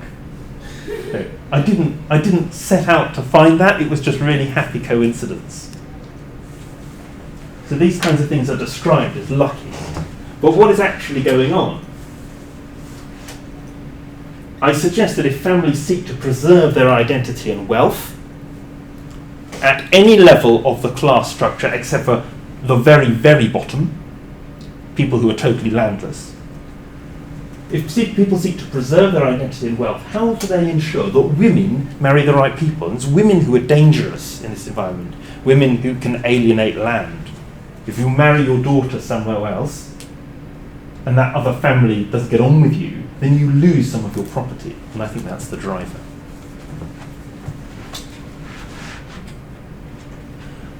There was a study by Bhopal of South Asian marriage in London, and her comments were that, at least for discussing Sikhs and Hindus and Muslims in the 90s in London, he says that women weren't really free to reject partners who were selected for them. She describes a situation, she says, this is one of the commentators in her ethnography, one of the women said, complaining about her marriage to someone she didn't like, Asian culture is very selfish. It doesn't allow people to be themselves. They have to please their parents first to satisfy izzat. Now, would someone like to define izzat for me? Respect. Respect or honor? Honor. Yeah. And what does Izat consist of? What are the rules of Izat? To do what they say. Do what they say. Well, who? Their parents. Their parents. And are their parents equal in that regard? What if your mother disagrees with your father? Do they both have the same? But you have to listen to them anyway. Right. Yeah. So it's about obedience. Yes. Obedience and kind of more politeness. Like they will be of course older, so like take more care of them. Their necessities, like basically she didn't marry to the groom but to the whole family, and the parents are more part in that. Can you say emotional attachment? Yeah, that's certainly that. I mean, similar ideas are common in lots of cultures, of course. It's not the notion that you need to obey your father and mother, but the notion of honour and shame that lies inside Izat, I think, is particularly interesting. And there's parallels in rural Arabic and Turkish environments as well. Turkish is called namus. That it often involves the shaming of people who establish connections that are disapproved of. So in practice, it often involves a control of socialization for women. And so the people who follow Izat, at least in my understanding, are women primarily, and it's enforced by their brothers, husbands, and fathers, and mothers as well, perhaps. So the Sister. Yes, it's a system. Sisters enforce Izat today, maybe. Yeah. I mean, one of the reasons I pick up is control of socialization. There was a dissertation written last by one of the cohort that's just finished on suicide in the Gizeh region of Gilgit, that stressed the role of Izat in controlling socialization. So girls who spoke to boys they shouldn't be speaking to then end up being subject to honor killing or pressurized suicide. And he identified this as a feature of the control of socialization. So people who stepped outside the boundaries of respectable behavior. I would suggest that one of the reasons the rate of suicide was so high in Gizeh is because it's a multi-confessional region. There's so many boys you can't speak to. There's so many boys who are unsuitable because they belong to different confessions. So Bhopal comments in her conclusion, it's through arranged marriage that male control is reinforced, which reproduces solidarities and maintains cohesions through social relations within the group. So arranged marriage becomes then a mechanism for retaining alliances within the group and showing that your first loyalties are to fellow group members within different Asian communities in London. What Bhopal doesn't say, but that I'd add, this parallels what I just said about Gizeh, is that in an environment where not everyone is Sikh or Hindu or Muslim, maybe you need to apply these rules more strongly. So we see these rules, Izat is more fiercely enforced maybe in diaspora contexts. Or contexts where, or multi-confessional contexts. So, proposal. Question. Yep. So, in such scenario where people say something but they mean something, yeah, or they have different beliefs but they are not ready to accept them in front of public, yeah, how do you determine whether what you're perceiving is right? Because what you can perceive can be considerably different from what I perceive. What do you mean? For Me as an example, ethnographer? taking the example of a Gujarati community in North America, who wants to give importance to caste system, yes, but they are not ready to say it publicly. Okay. Yeah. So, for example, how do we say that? What is the underlying reason behind not saying them publicly, or? I mean, we have to ascribe a motivation, and this is part of the problem. We're trying to talk about. So they aren't publicly stating why they do things. In a sense, my line here is to apply to communities the kinds of analysis that are normally applied to states. So if we thought about what we said about Bourdieu yesterday, how the rules benefit certain people and not other people. So the rules for the acquisition of cultural capital, or the testing of cultural capital, are apparently neutral, but in practice benefit certain people and not certain other people. So there's a claim of neutrality, but there's a material fact of unequal outcomes. I would suggest that we can apply a similar analysis here and stress the unequal outcomes in terms of freedom for given individuals rather than other individuals. So to say the system will benefit men over women with the outcome of enforcing boundaries. Okay. This is the goal. That's what they're trying to do. And so the restriction of female socialization or female knowledge is justified by the need to maintain, firstly, the position of the older parents at the head of the family, and secondly, the boundaries against other communities. So it's a materialist reading.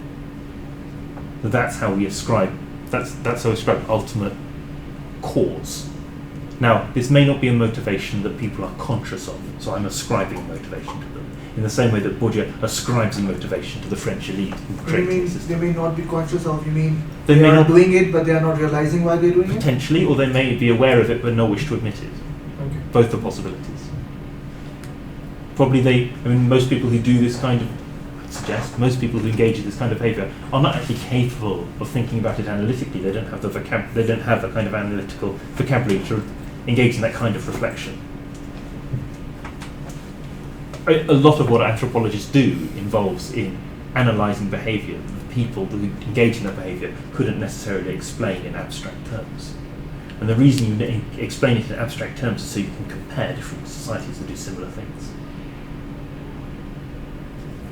Does that answer your question? Yeah. So we've talked about how there's material reasons for trying to preserve the power of the married couple at the head of the family over their children, and that intersects with the wish to get a good reputation from the community in which you live, whose opinion you respect, and also to enforce boundaries between that community and others. So I'm going to draw a diagram that tries to describe the different levels at which this policing occurs. So I've talked before about motivation, about sort of material motivations for these kinds of practice. Now I'm going to focus on implementation. How is this done? How is this policing of female socialization and female sexual behavior? How is this possible? I'd say the first thing, so here's is marriage. The first thing that happens, I suggest, is practice.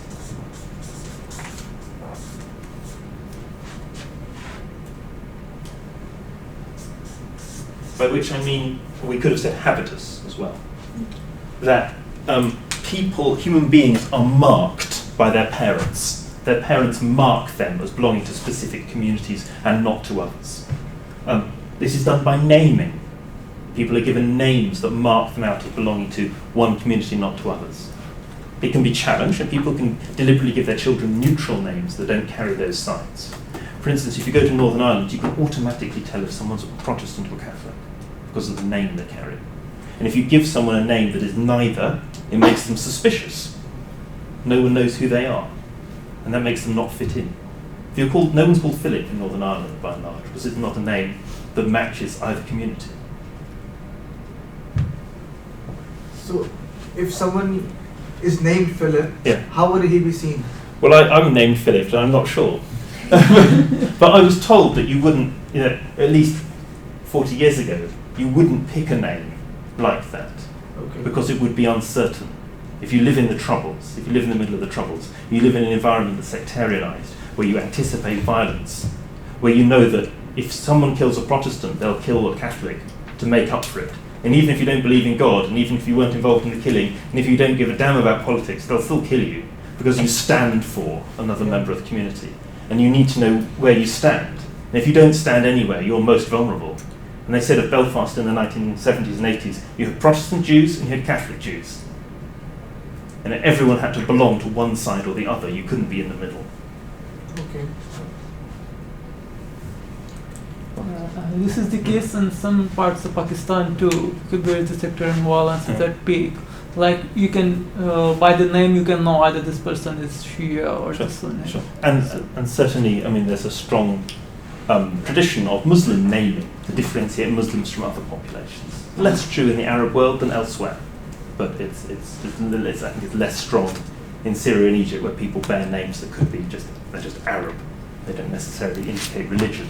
Yes, but in Egypt, Christians and Muslims, like I wouldn't be named, for example, Michael. No, but you could be called Walid and be a Christian. Might be, but or Wa'al or something like that. Maybe, but yes, Wa'il is in between. Yeah. But the majority of the Christian names in Egypt are purely Christian because they live with Muslims. So when I speak with him, what's your name? He says, for example, Michael Peter. So I know that he's Christian. Whereas in Syria, I would have said there's much more use of neutral naming. Was my experience that I met many more people who it wasn't obvious to me what their. Are Muslims called Rami? Rami? Yeah. Rami is maybe Muslim. Yeah. I mean, I've met lots of Christians. I met lots. I stayed with a priest called Abu Rami. And so I knew lots of. So this is my uneducated gut instinct of Syria was that there were lots of people with Arab names that weren't marked as Christian or Muslim. Maybe I don't know. The case in Syria maybe it's a bit sectarian. So between Muslims themselves, between Shia and Sunni. Maybe yes. I mean, complicated issue. My feeling from the decade before the war was that actually Christian-Muslims relations were much worse in Egypt than in Syria. But I don't know if you are aware of that or not. Christian in Egypt, they have they have a tattoo, and that would be a good example of this. Okay, perfect. That this is a good tattooing is a very prominent way of marking your children and marking yourself to show that you belong to one community and not to another. You're still supposed to do it? Just Christians. All Christians. Yes, you have to. Yeah, and not often here. Yes, at this point. And people were very confused that I didn't have a tattoo. Actually, when I arrived in Spain, I had the same problem. Like I said, so it's a bit traditional in Egypt. It's not universal. I thought that all Christian in the whole world, you have this tattoo. But in Spain, we realized that okay, this is just. Or when I was in Ethiopia and our car had broken down, and I stopped for a drink of water, and our driver had to fix something, and I got out of the car, and I turned around, and I was surrounded by children and women who were almost entirely naked. And this was in a part of Ethiopia where they never saw anyone from anywhere else. And they rubbed my skin to see if the colour would come off.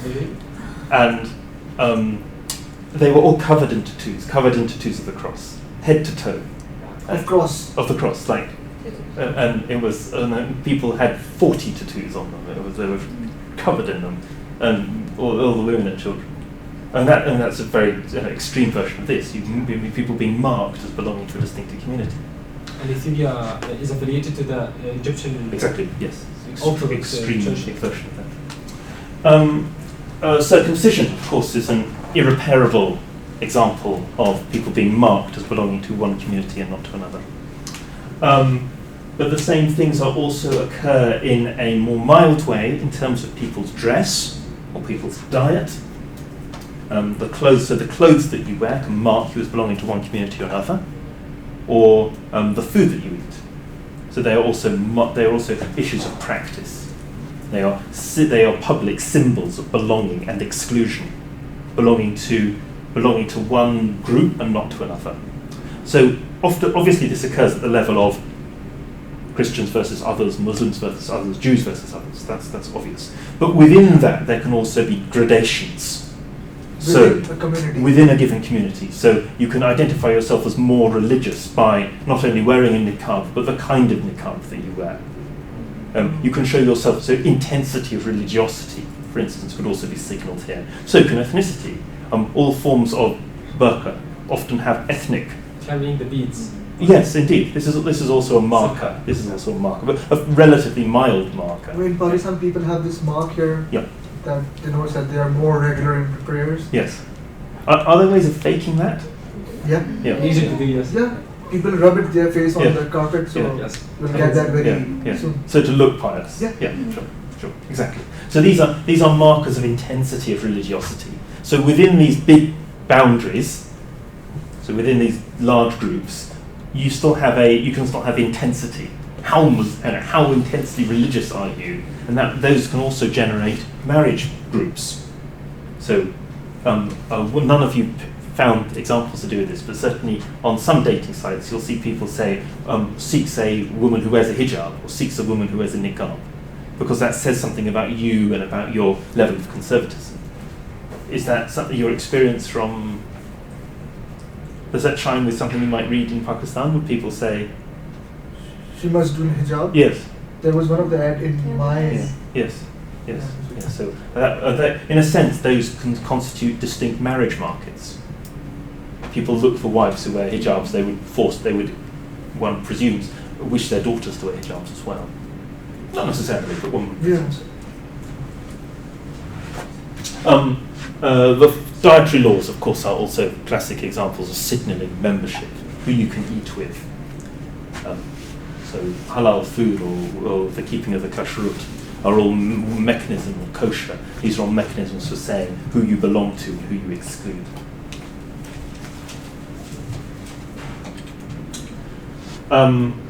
So all methods of dress could also be ways of forms of signalling membership of different groups. So adopting modern dress in an environment may distinguish you from if everyone else is wearing a shalwar kameez, they may saying something about themselves as well.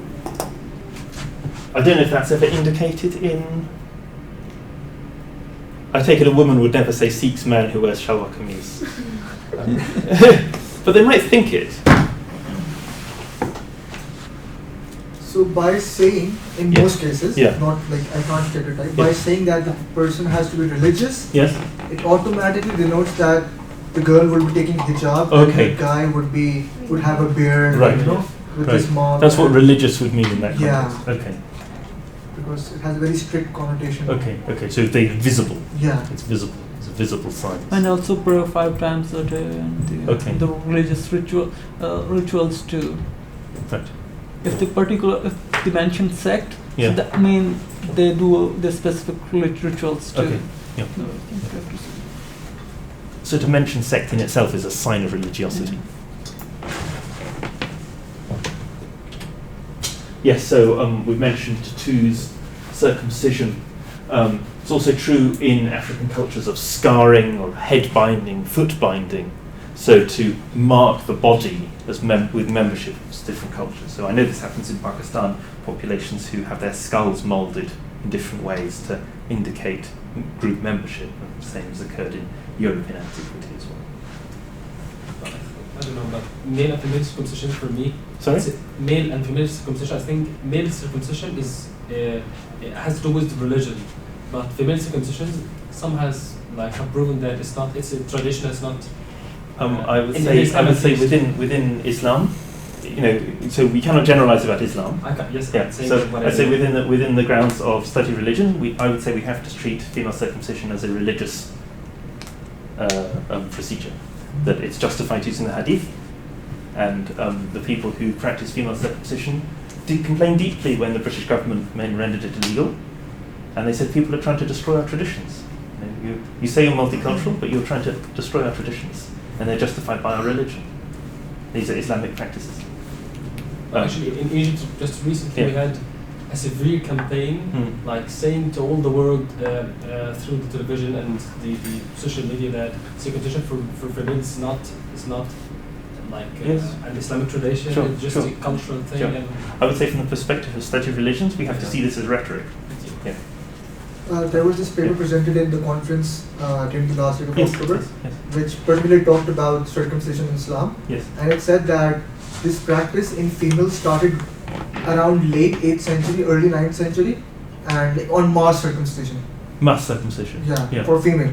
Okay. Maybe. And they were bestowed gifts by the governor of the state, or by the caliph or by the caliph. Yeah.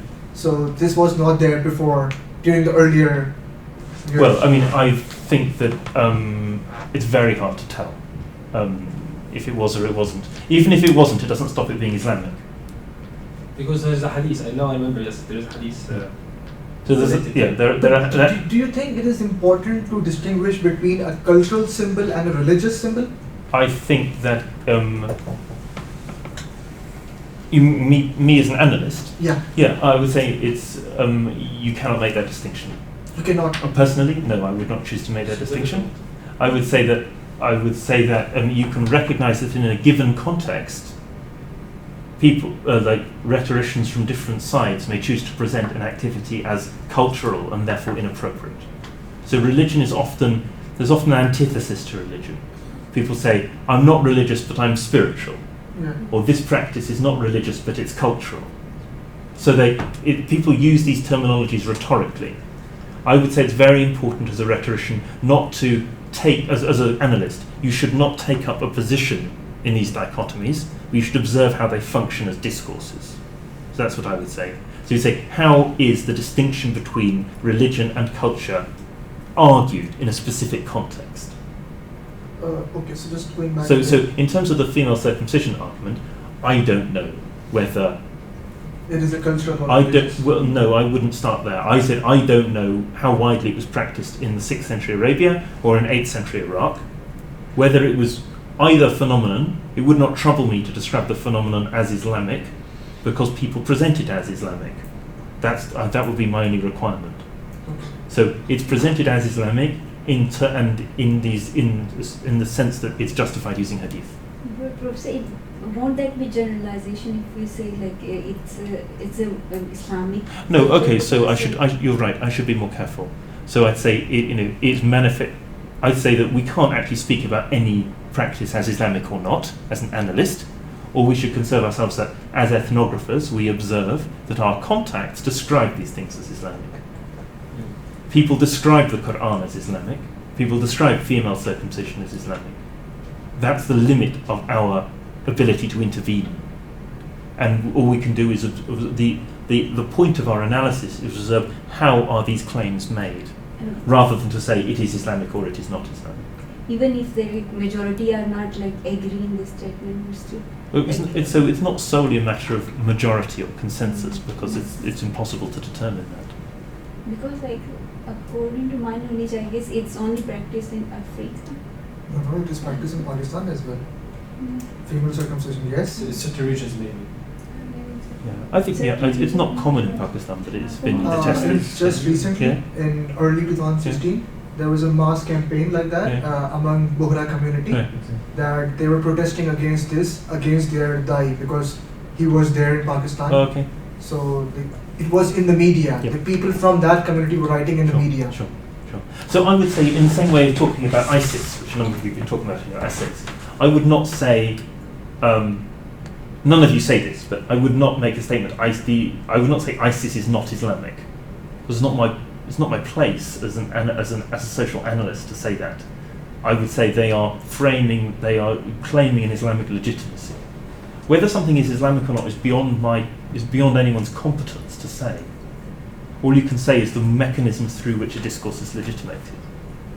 But we can compare their actions to the Islamic, can we say Islamic in this way, to the Islamic maybe traditions of the Islamic... of course they would say that they would compare their actions to an Islamic tradition and find it perfectly valid. But how would you say... They would an Islamic tradition. So the point is there are multiple Islamic traditions and people are highly selective in what they prefer.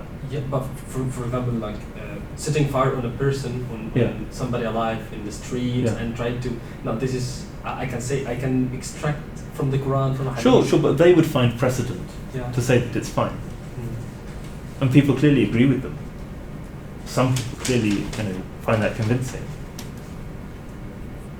So it's not... So anyway, from the perspective of study of religion, I'd be reluctant to say this is Islamic and this is not. So where would be our place in this analysis, for example, especially with ISIS, because for me it forms like a challenge. So you say, this is challenging. Right? This is challenging. In part it says, in part I'm saying, this is a discipline where you're not able to make moral statements, firstly, and secondly, you're not able to make religious statements. You're not able to say statements of authenticity are removed from you. You're not able to say this corresponds to an essential core. Instead, you can say, this is how the discourse functions. This is why it's convincing, and what the rules are of its functioning. So this is the Foucauldian method. So you're liberated from making a moral statement about these things in order to understand them. But I mean, there's another issue, of course, which is I think it's important to distinguish whether something is Islamic or whether something is moral. I would say philosophically they have to be distinguished. But that neither are in the purview of static religion. So how would you take it if within your context one party is saying that this is Islamic by practicing it, and one party saying that this is not Islamic, the ISIS is not Islamic? How would you take it? How would you analyse it? Yeah. You analyse the different ways that Islam is constructed by different groups.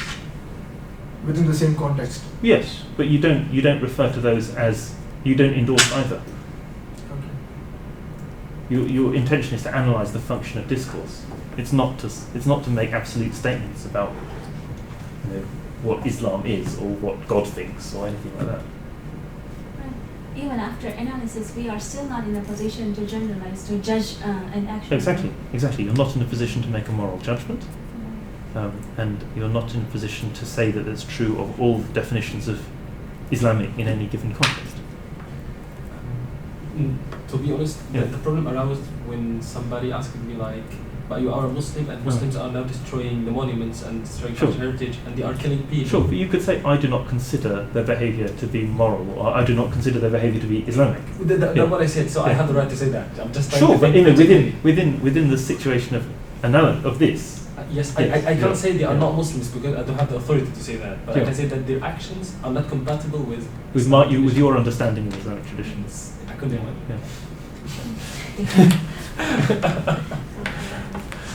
I mean, I'm not trying to. I'm not trying to endorse ISIS, but in terms of the rules of engagement, you can't presume that your own interpretation is accurate. You have to ask what other people's rules of interpretation are. But really, thank you because almost what I said like in Islam that I like unconsciously I'm not aware that Islam is Sunni, Shia, Ismaili and different sects. So I have to, before saying that, I have to be aware of all the opinions. Yes. So so this is. So I know this has been a departure from what we've been talking about here, but I thought it was interesting because the same problems were cropping up from what you've written and what you're saying. So I thought it was good to kind of address that as an issue here. So I hope you forgive me for doing that departure from that discussion. So back to what I was saying, that these practices are, people carry around with them markers that show their exclusion from certain marriage markets and their membership of others. These markers can be physical, or they can be to do with practice. They can be permanent and physical, or they can do with their behaviours. So diet.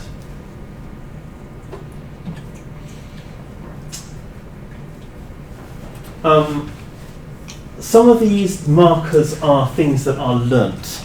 So language or cultural capital. Education, but also this can take the form of things like dancing and poetry and music that appeals to a specific aesthetic. You acquire cultural capital that gives you skills within a certain marriage market. You dance in a way that your husband is accustomed to see dancing. You cook the food that your husband likes, or potential husband likes.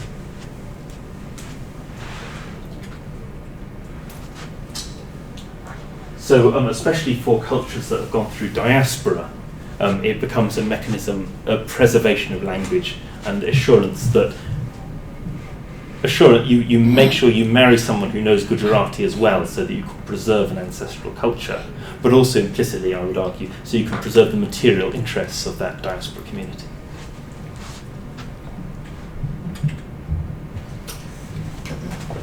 But outside practice, there's another level.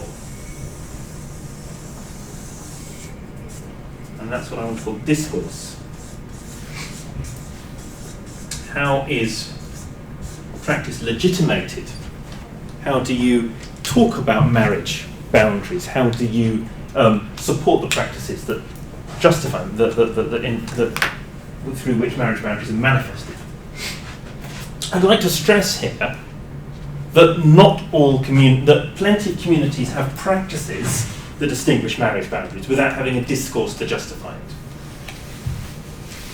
And I would say one of the features of Muslim migration to the West is that Muslims have both a mechanism, have discourses to justify marriage boundaries as well as practices to action it. And that's not true of all communities. So, for instance, if Afro-Caribbeans move to Europe, a generation of Afro-Caribbeans have forms of behaviour that are very different from Europeans, but they don't actually preserve marriage boundaries in the long term. They have no way of philosophising, no way of justifying why marriage boundaries should exist. But I think British Pakistanis did, and that's one of the reasons they've remained so separate from the rest of the British population in terms of their marriage practices, but also a whole host of other cultural practices. Whereas for Chinese or for Africans or Afro-Caribbeans, you tend to see much more intermarriage. So I would say, I would stress here, not all communities have ways of legitimating marriage difference. Some do and some don't. And I think this is where religion is particularly significant. So we talked about Ahmad ibn Hanbal earlier in previous in the previous session, and I think a lot of Hanbalite ideas can be seen as as instructions about group boundary maintenance. He's writing about a cosmopolitan environment in Baghdad, where lower class Arab Muslims are meeting Mawali and Persians and Jews and Christians for the first time. And some of these people have ideas that are potentially attractive. They have forms of cultural capital that are different but also praiseworthy. And they need to make sure that group boundaries can be maintained against this threatening cosmopolitanism. So there's all these instructions against how to greet dhimmi, how to touch dhimmi, whether you can eat with dhimmi, whether you can sell things to dhimmi. A similar analysis could be done for the restrictions on female behaviour in Saudi Arabia. So these restrictions on whether they can marry without their parental permission, where they can break purdah, where they're allowed to travel without male relatives, being veiled in public, or whether they can drive. These are all ways of legitimating the control of female socialization. What is dhimmi? Sorry? Dhimmi. Dhimmi is a reference to protected peoples in the caliphate. So, in a sense, in practice, it means Jews and Christians and Zoroastrians. It has a different, to my mind, it has a different loading to the word Ahl al-Kitab. So Ahl al-Kitab is emphasizing something that Muslims share with Christians. They share the fact that they are peoples of the book. Whereas Dhimmi stresses the fact that the Dhimmi are subordinate to Muslims. It stresses the fact that they cannot bear arms and they have to rely on Muslims to protect them. And if for some reason they break the rules, then Muslims can take away their rights. So it has a different set of implications. These discourses can also take the form of histories, of statements of sectarian histories, for instance. So if someone says, so implicitly answers a series of questions about why is the world as it is made up between different sects who are divided from one another. So someone says, it anticipates the question, why shouldn't I marry that Sunni boy? If you know these stories about Karbala, you know that you have to hate Sunnis. So you know that you shouldn't fall in love with a Sunni boy. And you know that without having to ask your father. You've already internalized all of these stories, so that the function of these histories, be they national histories or sectarian histories, they are ways of maintaining these boundaries, of justifying the practices that maintain the boundaries.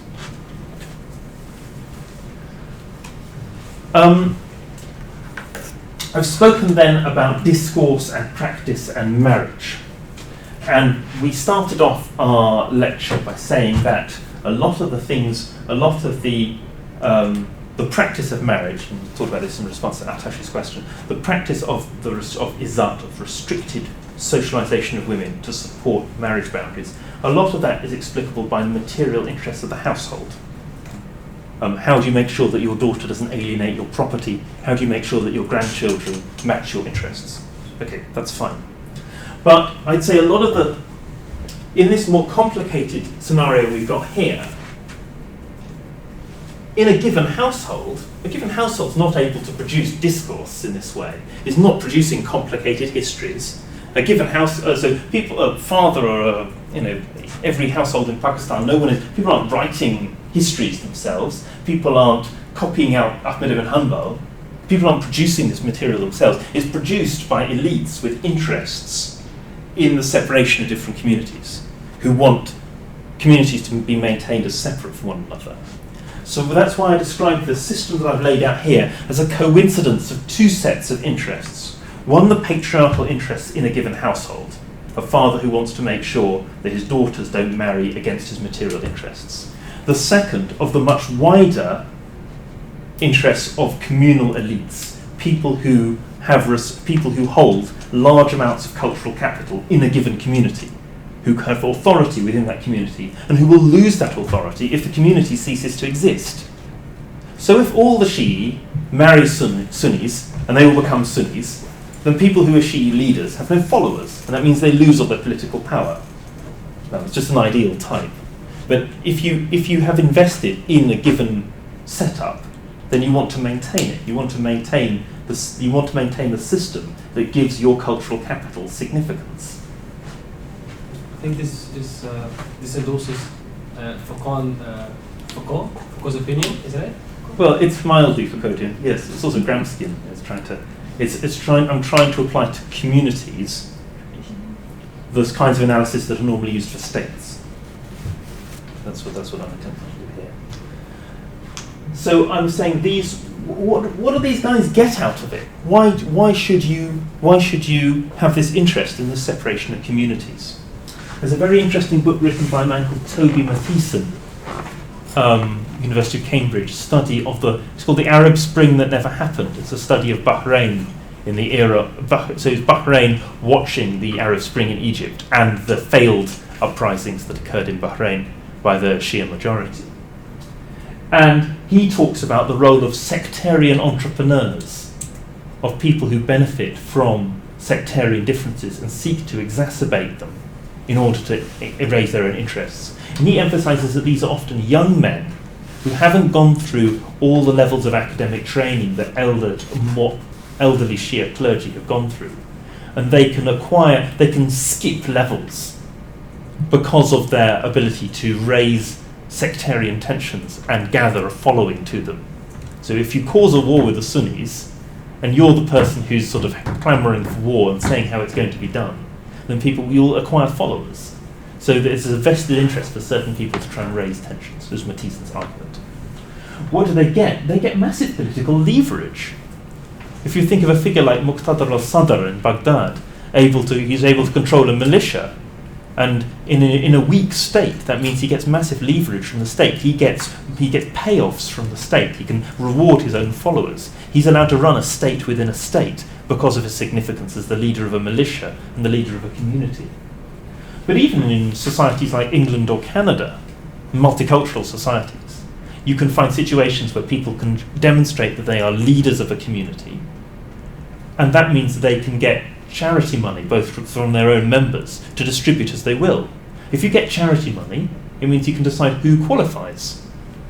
You may say, I give the money to the deserving poor, but who decides what deserving is?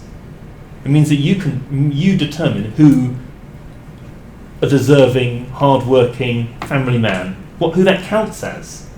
In the terms that Foucault is describing, you describe what the moral ideal is.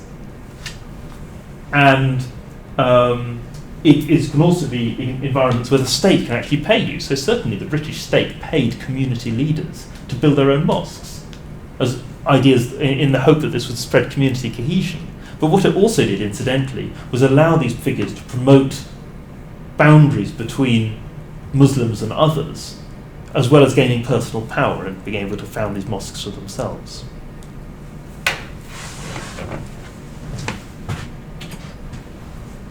And I suggest that there's an incentive for communal elites to develop what I call institutions of separation that are representative institutions or religious buildings or alternative forms of education that spread forms of cultural capital that are distinctive to one community but also exclusive of others. And implicitly, these forms of distinctive cultural capital also support distinctive marriage markets.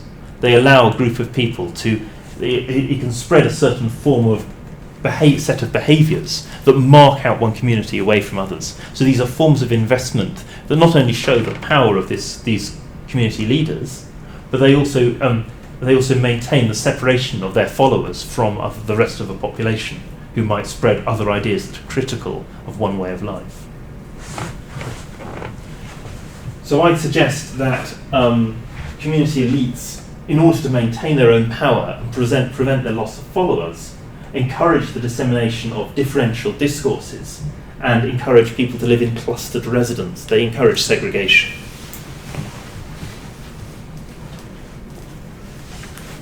So I'd argue then that there's a coincidence of communalism and patriarchy.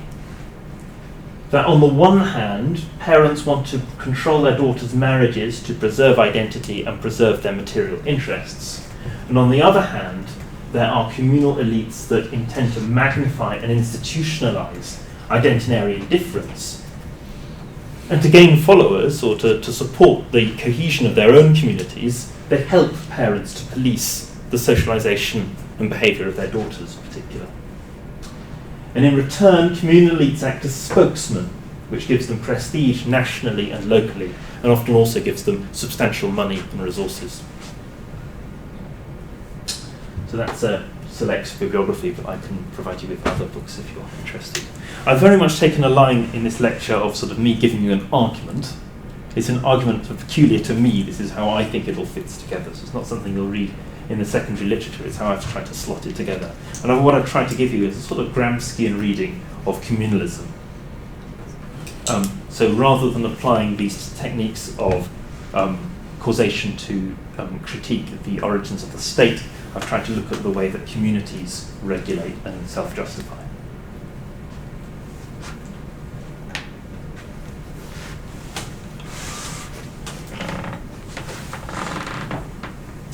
Do you have any questions?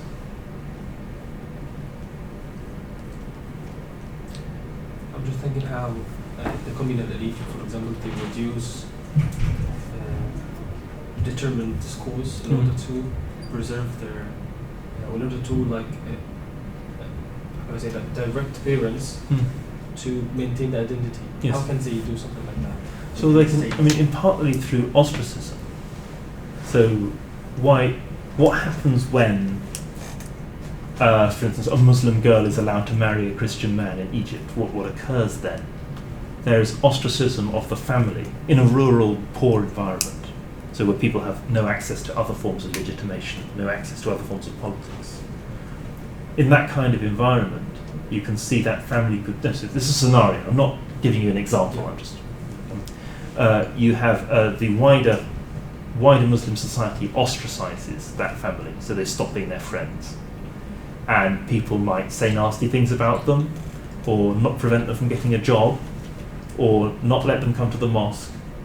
And the people who organize that ostracism may well be the people who run the mosque,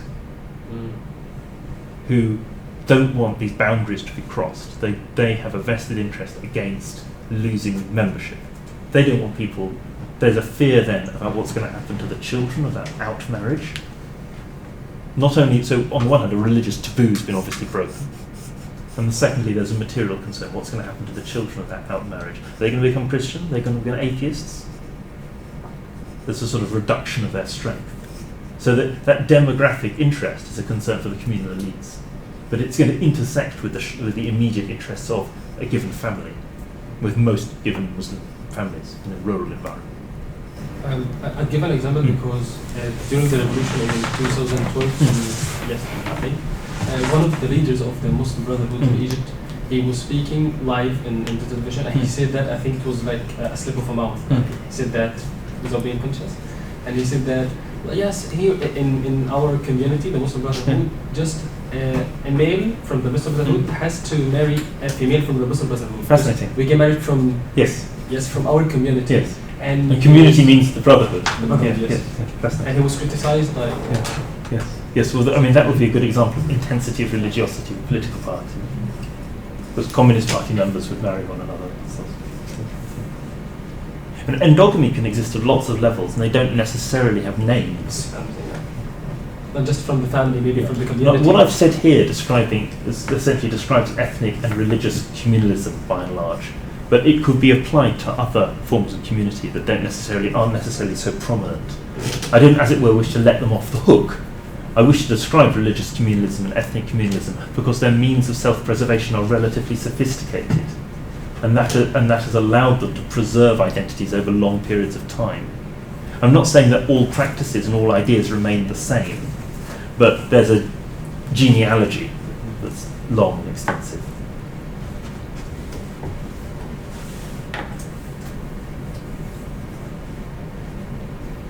You don't have to agree with me, by the way, what I've set out. Welcome criticism, that's fine. I've very consciously set out a particular line. I'm not trying to set out something that's neutral. I'm not trying to just introduce you to the literature. Here, I've deliberately set out an argument for you to respond to.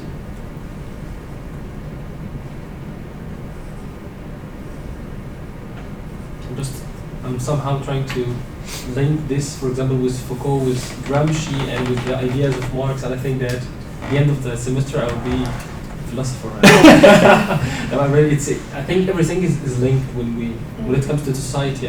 But I wanted to give you an example of trying to use some of the things we looked at yesterday and use them in a kind of study of religions context and see what that looks like. But I think study of religions is under-theorized with this regard, that these kinds of interests in power, specifically, and the way that power is institutionalized, is often ignored in the study of religions. People often focus on sort of the micro issues. And I think there's also a political incentive to a lot of the people who do study of religions to emphasize ecumenical trends. People want to think that there's unity and harmony between different religious groups. I think that's often what people in the study of religion want to believe in that. So this is Who studied religion? Yes, I think. So they are going with this prior notion that this is what they want to. Well, I think that a lot of people who do theology and religious studies have a kind of subtext that they think religion in general is good, and that's true often of people who have particular religious beliefs or people who have none. But I think there's a presumption by a lot of them that religion is sort of a good thing for family values and social morality. So I don't want to deny that there can be good features to religious discourse, that's fine. But this is an illustration of a negative feature. So I would say there are byproducts of religion's wish to constitute communities, and the communities that preserve and reproduce identity, that have negative effects for wider society.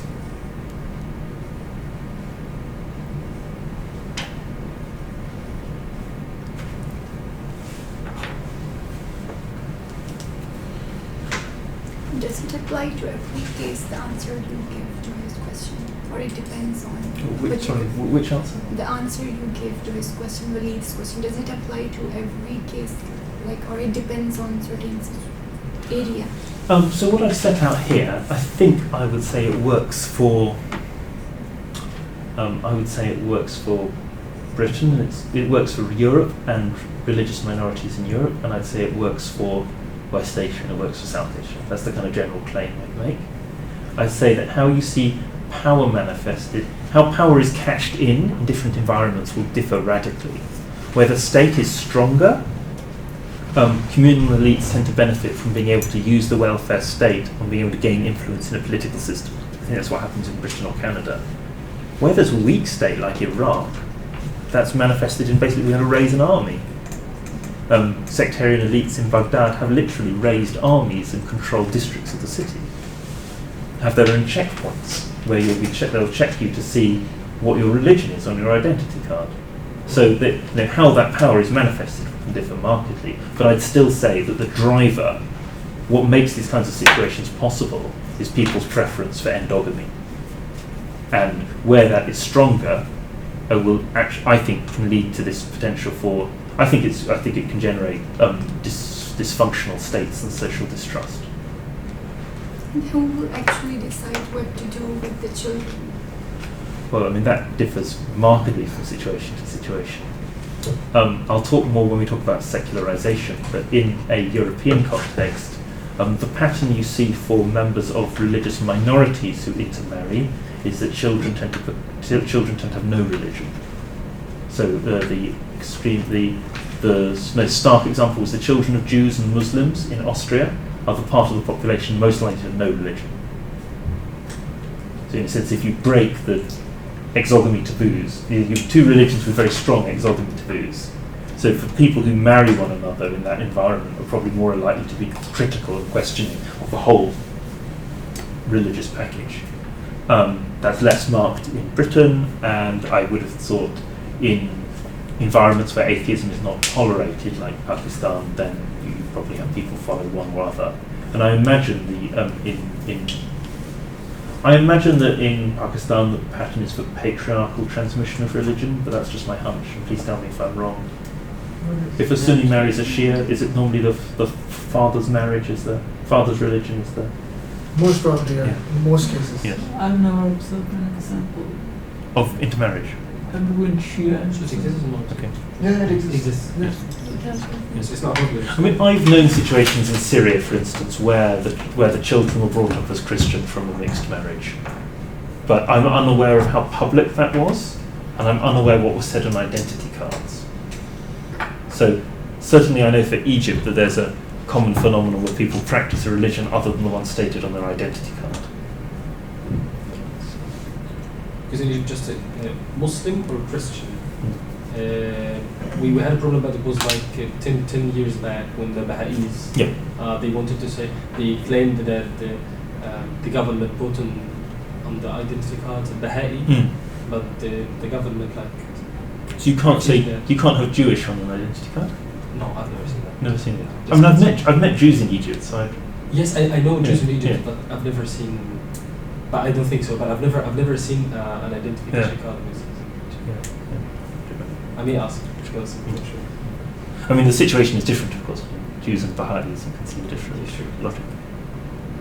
But for most of Europe, it's or for France, it would actually be illegal to have identity cards with religion on, and because it's a secular. Yes, so it's not permitted to collect data on ethnicity or it's religion. not permitted. No, it's illegal. It's against secular values. It's against the notion that all citizens are equal. Citizenship. But actually, even in Egypt, I refused that. I was speaking with a professor, and I want that in my identification card they erase this Muslim or Christian because I don't like to treat another person, according to his. Sure, yes. It permits religious discrimination. So what is the function of collecting that kind of information? Within the census form in Pakistan, you have to not only mention whether you're Muslim or Shia or Sunni, but there's a open blank where you have to give your denomination, for example, you're a Ismaili or you're a Barelvi. I mean, it was a religious question was restored in the British census, and it hadn't been there for 100 years. The religious question was restored in the British census in response to Muslim criticism. They said they wanted a religious question in the census. So there's been, for the last 2 censuses, there's been a religion question.